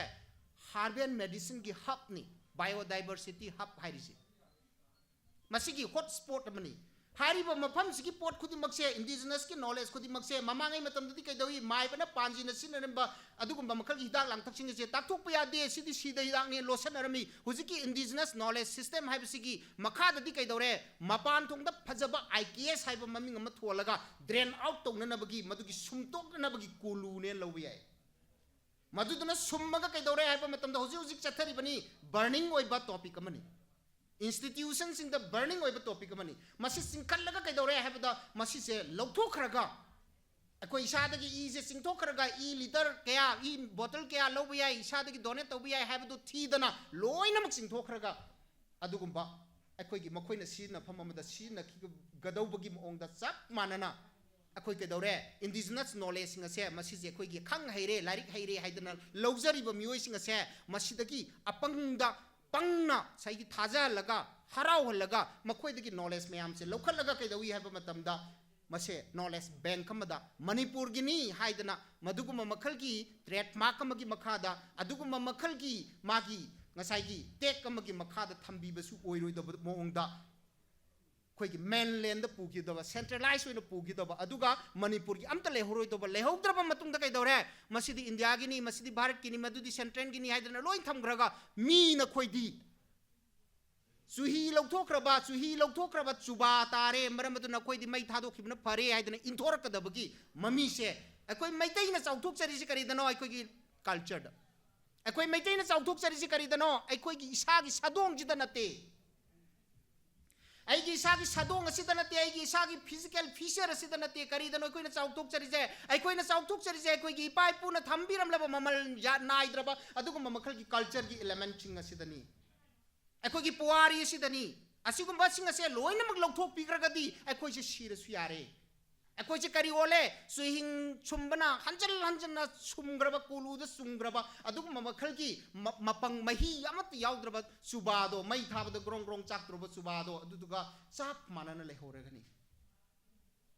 ꯑꯗꯨꯅ ꯑꯗꯨꯒꯨꯝꯕ ꯆꯨꯒꯨꯝꯕꯗꯣ ꯇꯥꯗꯅꯅꯕꯒꯤꯗꯃꯛꯇ ꯑꯩꯈꯣꯏꯅ ꯀꯩꯗꯧꯕ ꯇꯥꯏ ꯑꯁꯤꯒꯨꯝꯕꯁꯤꯡꯁꯤꯁꯨ ꯁꯥꯇ꯭ꯔꯁꯤꯡꯅ ꯑꯃꯁꯨꯡ ꯏꯟꯇꯦꯂꯦꯛꯆꯨꯑꯦꯜꯁꯤꯡꯅ ꯌꯥꯝ ꯆꯦꯛꯁꯤꯟꯕ ꯃꯊꯧ ꯇꯥꯏ ꯃꯁꯤ ꯄꯤꯊꯣꯛꯄ ꯌꯥꯕ꯭ꯔꯥ ꯌꯥꯗꯕ꯭ꯔꯥ ꯄꯤꯊꯣꯛꯑꯒꯅ ꯀꯔꯤ ꯈꯨꯗꯣꯡꯆꯥꯕ ꯄꯤꯗꯣꯔꯤ ꯃꯅꯤꯄꯨꯔꯒꯤ ꯑꯣꯏꯕ ꯀꯝꯃꯨꯅꯤꯇꯤ ꯑꯃꯒꯤ ꯑꯣꯏꯕ ꯅꯠꯇ꯭ꯔꯒ ꯑꯩ ꯏꯁꯥꯒꯤ ꯑꯣꯏꯕ ꯏꯟꯇꯦꯂꯦꯛꯆꯨꯑꯦꯜ ꯄ꯭ꯔꯣꯄꯔꯇꯤ ꯔꯥꯏꯠ ꯑꯗꯨ ꯀꯗꯥꯏꯗ ꯊꯝꯕꯤꯔꯤꯒꯦ ꯃꯁꯤꯒꯤ ꯚꯦꯂꯨꯁꯤ ꯀꯗꯥꯏꯗ ꯊꯝꯗꯣꯔꯤꯕꯅꯣ ꯍꯥꯏꯕꯁꯦ ꯃꯨꯟꯅ ꯇꯨꯡ ꯃꯥꯡ ꯌꯦꯡꯕ ꯃꯊꯧ ꯇꯥꯏ ꯃꯔꯝꯗꯤ ꯂꯨꯛ ꯕꯤꯐꯣꯔ ꯌꯨ ꯂꯤꯞ ꯅꯪ ꯆꯣꯡꯗ꯭ꯔꯤꯉꯩꯗ ꯍꯥꯟꯅ ꯇꯥꯐꯝ ꯌꯦꯡꯕ ꯃꯊꯧ ꯇꯥꯏ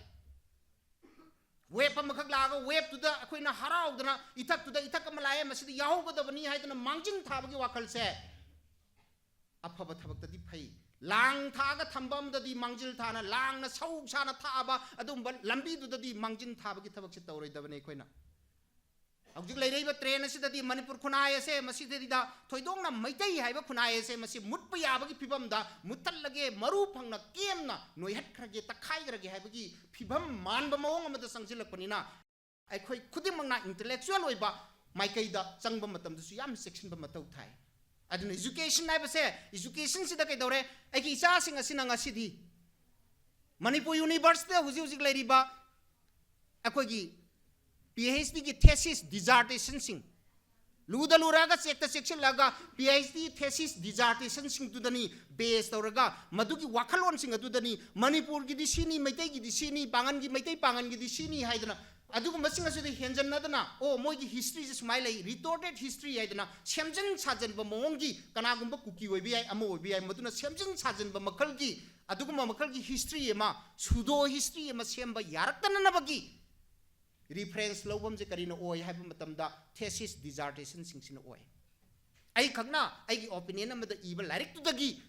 PhD की डॉक्टरेट डिग्री पीरगा यूनिवर्सिटी की एक्सपर्ट मयामना पीग्रबा थेसिस डिसर्टेशन सिना हेन मरु ओय अदुगुम्बा थेसिस डिसर्टेशन सिंगदो ngasi की मिरोल करंबा मिरोल हाइबदा ग्रेजुएशन की मास्टर की अदुगा लोइना लोइना ना कैदौबा हाइबा मतमदा सिविल सर्विस थाना नबगी दमकता होने जरीबा अदुगा लोइना लोइना ना interest लेजबा intellectual सिंगना पाजगे हाइबा मतमदा Karamba intellectual हाइबदा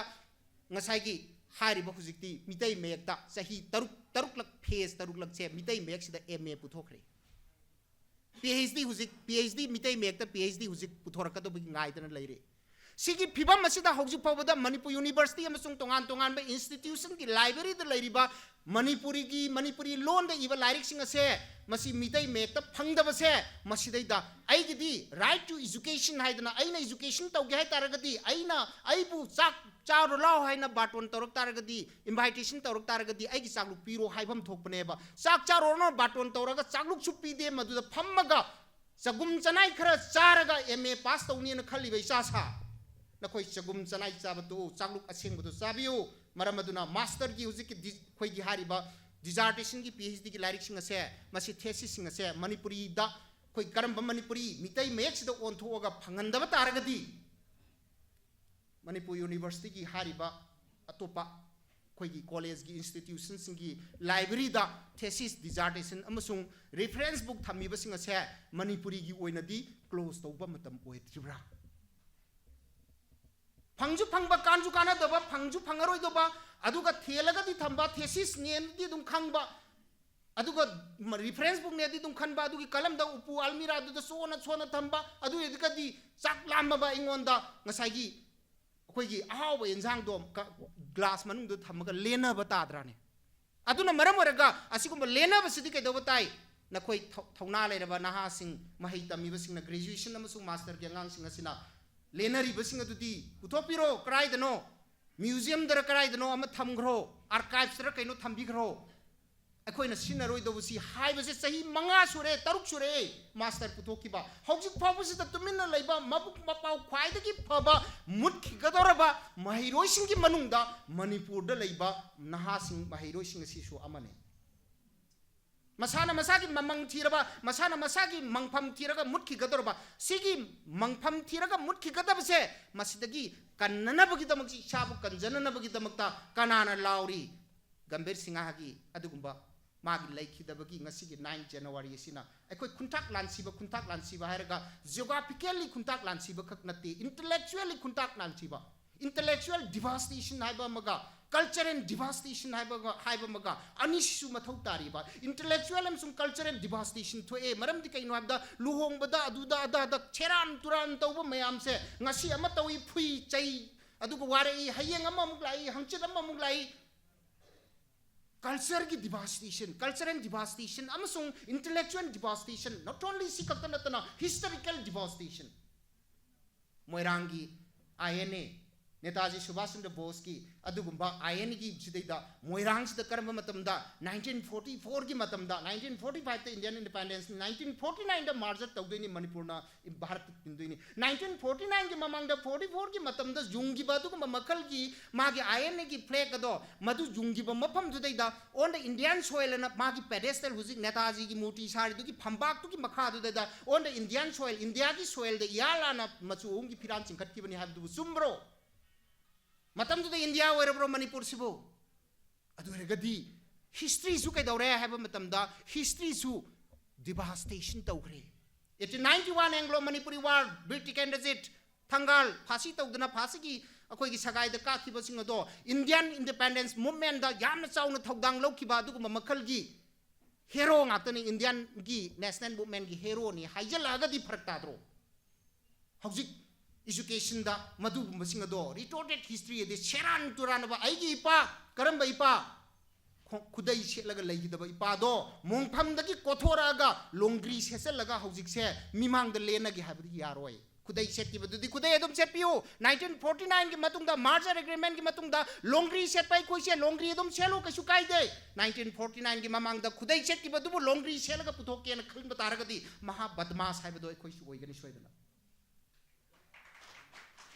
अदुगुंबा ओइदन नबकी पाराने ngasi की 9 January सिने कोइ द तंबिरि से नत्रगदी अदुगुंबा पारा दो तमोइ द बोरगदी नैनरोइ द बोइ तारगदी खल्लोइ द बोइ तारगदी खंगोइ द बोइ तारगदी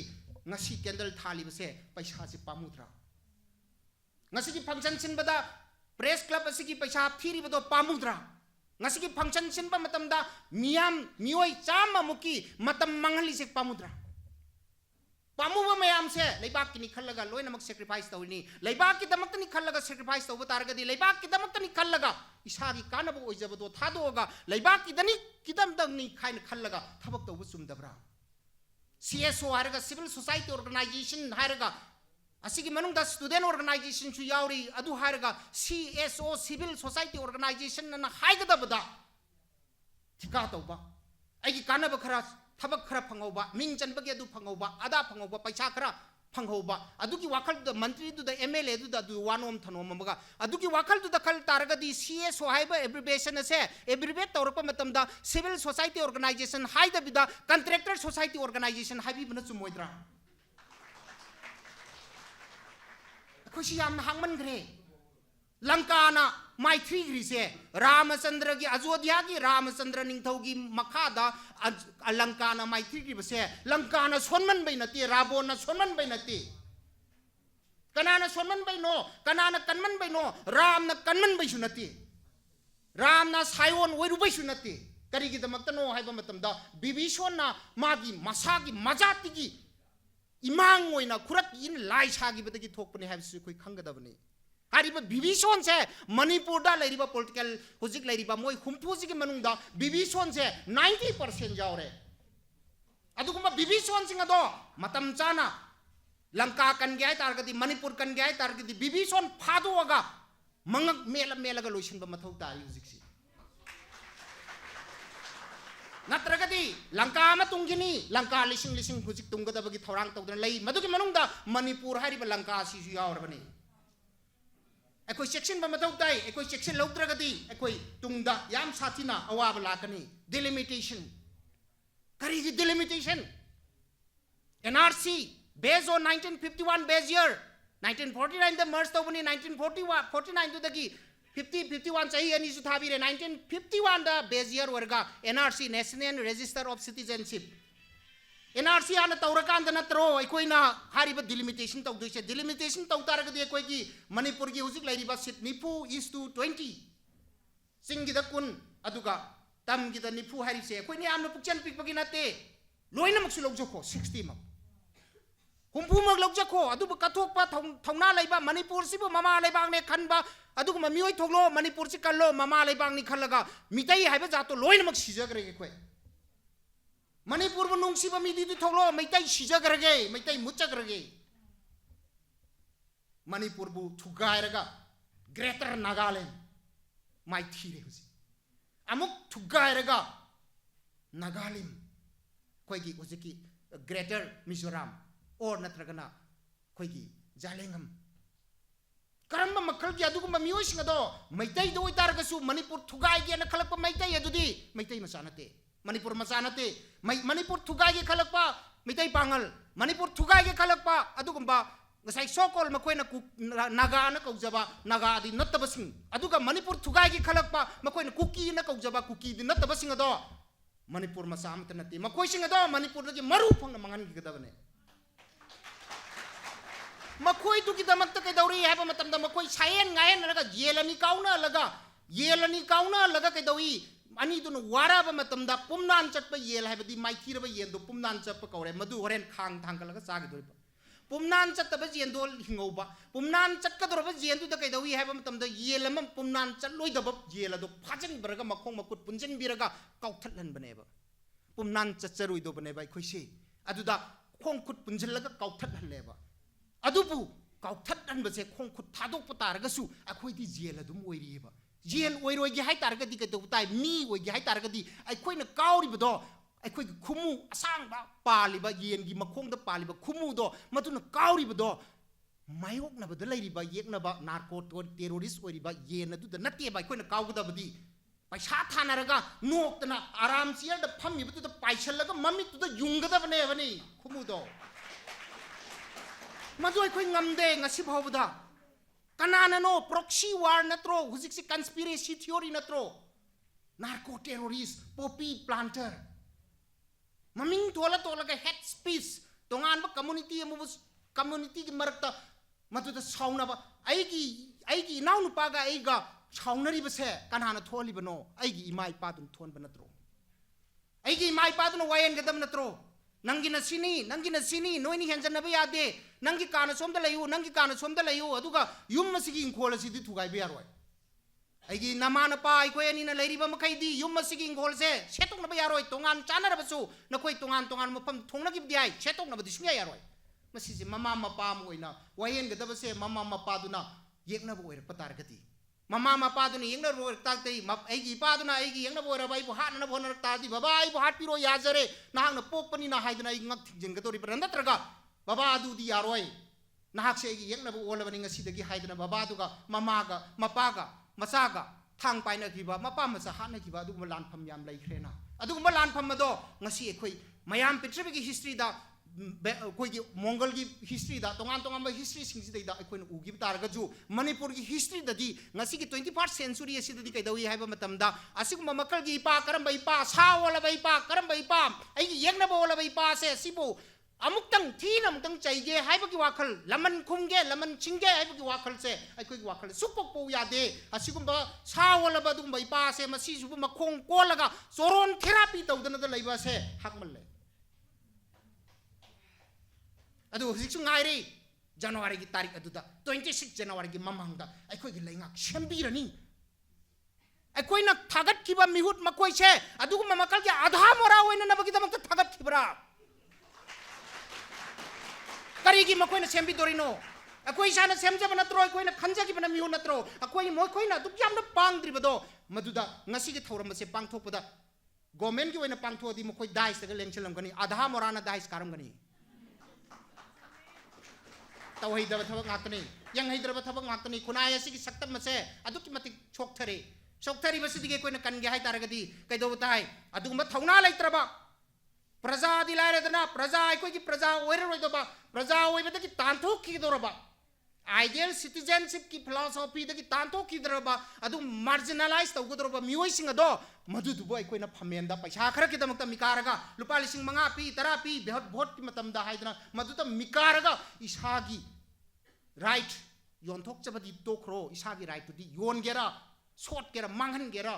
loisin gi gera tawiu tawudabu isagi right nati mathaudi manipur khunai sini mang tari di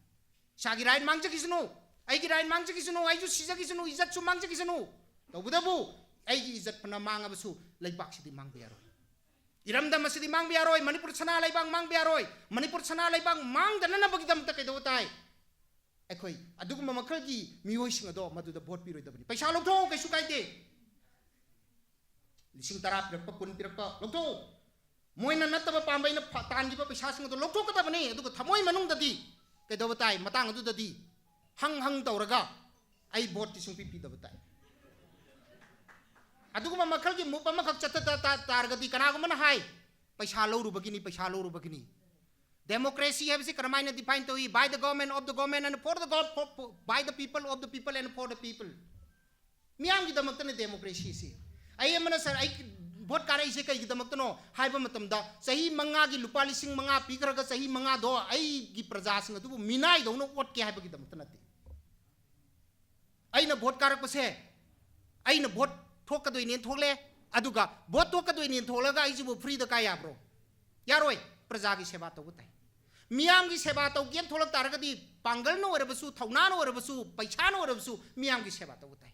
laire bemung amada adu da sangaga lupa lising ani nakoi gi hidak lang thak lain na bagi damakta yam phak ta dana reba hal adu gi hidak lain na lupa lising ani piram baduna magi punsi do ai gi minai nen lobu ya bro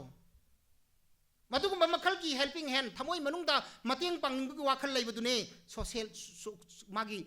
worker harise social worker gi platform du dagini kari wer kadoise ma se neta wer kadoise adugumba neta oigadaba miduna tingthoi ba paisa do akoina khalina aije leigre na khanbagi wakhal adugumba makhal gi papu gani na khanba wakhal du ngasi dagi khoi kosi paisa ju lawgadabane mana puthoi do puthok se sunu unfair means tai tanba paisa wage fair means tai tanba paisa wagera magi paisa do khoina pirakpa matam da khoi lawgadabni lawruidab nati khoi khudima aduga kaidawi right person kanano adi thamoi manung da khallaga thamoi manung da di soidana leramgani right person du pig da paisa lo jenga ko olaga pigadab nati to kana gomba civil society organization hai intellectual man basing hai paisa lawruno paisa lawbiyo paisa lawgadabane paisa lawgdaba yade paisa lawthokadabane aduga vote ti thadaroi maramdi karigino haiba matamda aina mase vote pigraga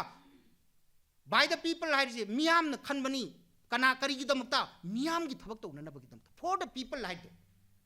Abraham Lincoln na piram definition gi for the people the first step to the by the people are the paisa piraga leigrabani na haidana tokthokhreba for the people the miyam gi thabak tawragadi and of the people miyam gi mot chum lawgadaba miyam gi thabak aibse kaino haibada akoi miyam chinako ngasi gi pham constitution akoi kendra lei miyam chinako yaning de hairaba adu rule dong semtokadamni rule semba dubu kai kawi legislature haise bukhoisi bukhoina rule semdoini legislature makoina semba aina do ngak nanabagi damakta execute tong nanabagi damakta executive haidana amma thamdoi aduna police na torkadoi a legislature hari group se MLA hari se member of legislative assembly hari se moina ain semdoi moi semdoi ain je moi wakhandai puthoga nati kanana praja singduna kendra gi praja singduna si tawbiu na wakat malakpodo wakat tudagi pajana koi filtration torga ain do semdoi adugumba ain do madu ngalak to bimikupta ngasi vote ka gredana tha taruk leraga mase praja kendra dugi praja mayam hongnaraga magi MLA sip to lokthok payai tawiyadi mana seran turan tawiyadi siguma mayam se electoral education se ekoi khangba mathau tai akoi ne education khangi se electoral education se koi se nil ne akoi yam kan khangudi ado hojik tagi di khangba tai natraga di kai do tai haiba matamda sahi manga sumna pai dori sida tha taruk election gi timing tha taruk se masidai da makoi chabo thakpo ngawbo tawraga kendra dugi MLA oigado dugi mayumda chaba thakpo ngawbo tawraga tha taruk tukhak nungai raga ko sahi mari makhai se akoi se lambi da thokpa ta kaidong na ba dharna pham na ba kaidong na ba sit in protest tong na ba koi gi ihau hong na ba ihau hon gador ba makal gi issue ngak ta ne ba makoi na sagal ka doi sidi adum basing asu dagi ngak na ba gi damak ta kaidau tai ha ba matam da haujik se ngasi ekoi January gi tarik mapan sigi magi significant thai tare masigi thoram se masi adu gi damak ta pang thoi ni aduna it is too late to think digging a wells when we are thirsty. Ising kaurang ba matam da ko guha tawge na khalaba adui di ising thak phangaroi. Ising kaurang ba na sidora kanda guha ma tawge na plan torak taragati ai guha do tawringai tawbadu da amuka na kaurang ga ising kaurang mandana sirani. Maramaduna it is too late. Eko yam thengmalle hojik se.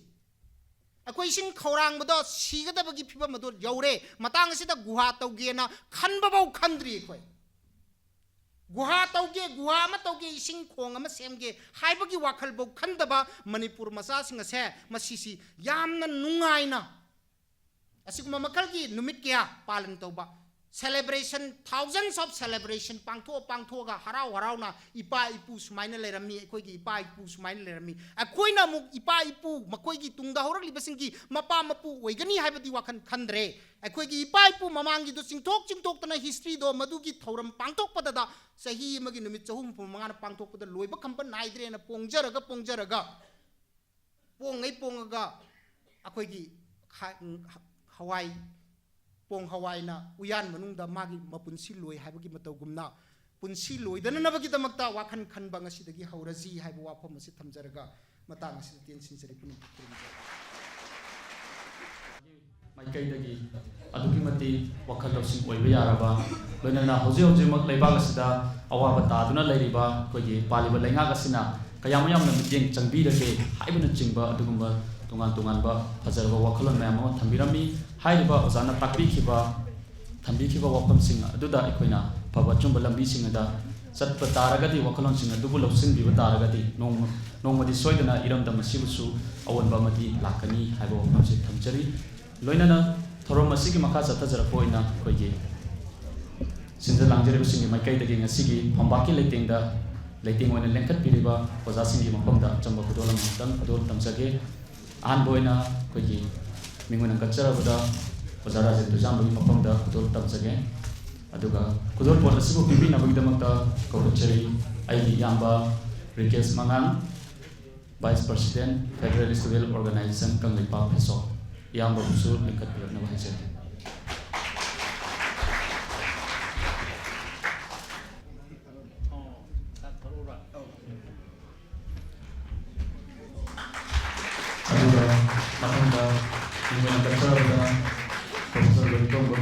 Berserta Devi, HOD Manipur Department, Ozasi Makom the Kudul Tambinaba, Vice President, Federal Student Organization, Kanglipak Peso, Yamabu, Linkapu Nawaja.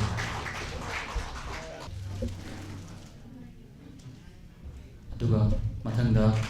Ingona Katarabda, Oza Dr. Nawaru Sana Thomasin, Assistant Professor, Manipur Department, Ozagi Makom the Chamba Kudul Port Asu Bibi. Kangema Manjit, General Secretary, Federal Student Organization, Kanglipak Peso.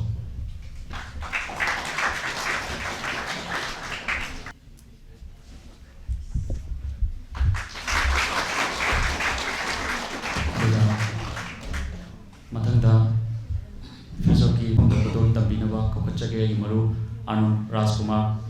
Organization Secretary, Federal Student Organization, Kanglipak Peso.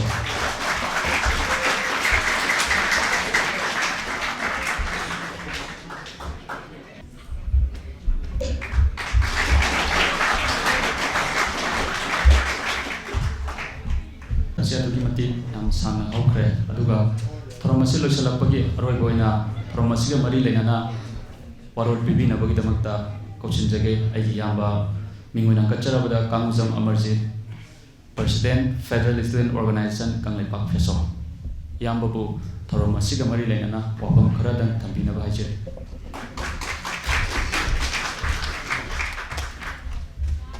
Bila with women bu talent dasena menjadi ngasi Irai Namit January ki tang mapan English ngani kun ki taru Maras Gambir Singhi Samaga mau dragani thoi suba lagi kita bagi ningsing namit lona sai taret kontak bagi ising torom palan tawjari ba si gi dais ta pambiri ba ming oina panjara bada oza Professor Rajen Toijamba convener Manipuri Advisory Board Saita Academy former HOD Manipur Department Manipur University bu kai khonu busari Venana Professor Loitongbam Bijita Devi Head of Department Manipur University busu kai khonu busari Loinana Dr. Nauren Sanatomba Singh Assistant Professor Manipur Department Manipur University busu kai khonu busari Loinana Tonganba student Manipur University lakbiraba Oza Singh amadi Manipur University ki Manipur Department ki Mayur Singh amadi Facebook ka seminary ba Lub Singh panama pusu kai khunu busari loinana koi ki Facebook ki executive Singh amadi district ki aduga library liba Mayur Singh panu pusu kai khunu busari ngasi kali kidamakta Facebook na sai taret kontak ban ningsing thorom pangtok libano habagi maram koi asai nung gi ba warol da so koi thamjakre koi ngasi koi hawlak di ba Mayur Singh amadi na sing da koi gi koi masegi oi ba marakta waklon manadaba lingjan manadaba apun bagi pot asil laita na maram orakana koi 19 na thoki ba sai tari kontrak bagi nimit koi Oza Singh nasu yang marik sumba karam na thoki karam na lusan ki habagi matang da koi gi mang de nation biri bo sen yang marik sumna thambi gare laksani gi wafam di koi ngasi sai tari kontak pa thokra basu karam na nixing ba katang na tab da koi matam da thengna ki ba koi gi hira san da lau ki ba role adigi Gambir Singh na lau ki ba role amadi Narsingana lau ki ba role si nixing ba oina lahonningi haibadi marai bak nusi bagi namakta hira sandana laukiba role Gambir Singh na marai bak nusi bagi namakta laukiba thokdam panamakta koi ikhalakliba Mayur Singh nasu selaning bagi wakhalon ndo koi thoram masi pangtok sabani tonena akoi na ngasi tamiba mahi gi lamda tamriba sing sinasu koi na ngasi tamiba mahi sing asi koi aigi profession oina bagi namakta tamba khaktang na tabida koi imalai bak nungsi bagi oiba wakalon na sidu si alakanda koi na ngasi mahiroi amoina aina oigida ba pandam IS oiba IPS oiba doctor oigida engineer oigida ba sing oiraga su imalai bak nungsi ba haibagi wakalon na siselaningi masi siendaba taragadi koi na ngasi aina IS oire aina IPS oire harga su imalai bak na laitra matandadi aina IS oibagi kana bulaiti IPS oibagi kana bulaiti habisi wafam chi thamjage loina na ngasi hawala giba Mayur Singh amadi na sing na koi gi ngasi gi chaitare kontak ba si nising ba ji tangai phadabani khallakan na koi na ngasi Federal Student Organization kangleba amadi Manipur Department ga kusan na kana thoram si pangtok sami loina na koi sai khudingi mathang chai dadi sidagi hena sauna koi gi seminary Facebook seminary ba lub singi punjan na kanda koi chauba koi gi committee ma siam kanda mapung phana pangthok pangam na khona jagi harakan matang sai decision jai thank you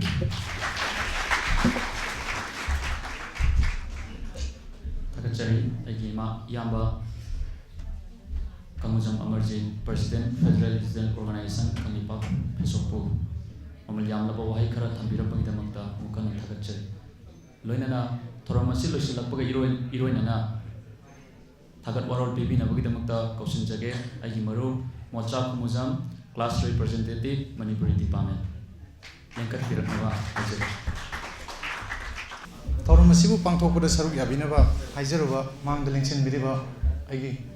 Oza Singh mingmoina panjarabada Professor Rajen Toijamba convener Manipuri Advisory Board Saita Academy matangda Professor Loitongbam Bijita Devi Head of Department Manipuri Department matangda Dr. Nauren Sanatomba Singh Assistant Professor Manipuri Department matangda Kangujam Amarjit Singh President FESOC ahan maktara ꯃꯈꯣꯏꯁꯤꯡꯕꯨ ꯊꯥꯒꯠꯄ ꯐꯣꯡꯗꯣꯛꯆꯔꯤ ꯑꯃꯗꯤ ꯃꯥꯡꯗ ꯂꯦꯡꯁꯤꯟꯕꯤꯔꯤꯕ ꯃꯅꯤꯄꯨꯔꯤ ꯌꯨꯅꯤꯚꯔꯁꯤꯇꯤꯒꯤ ꯑꯣꯖꯥꯁꯤꯡ ꯑꯃꯗꯤ family ꯑꯣꯔꯒꯅꯥꯏꯖꯦꯁꯟꯒꯤ ꯊꯧꯃꯤꯁꯤꯡ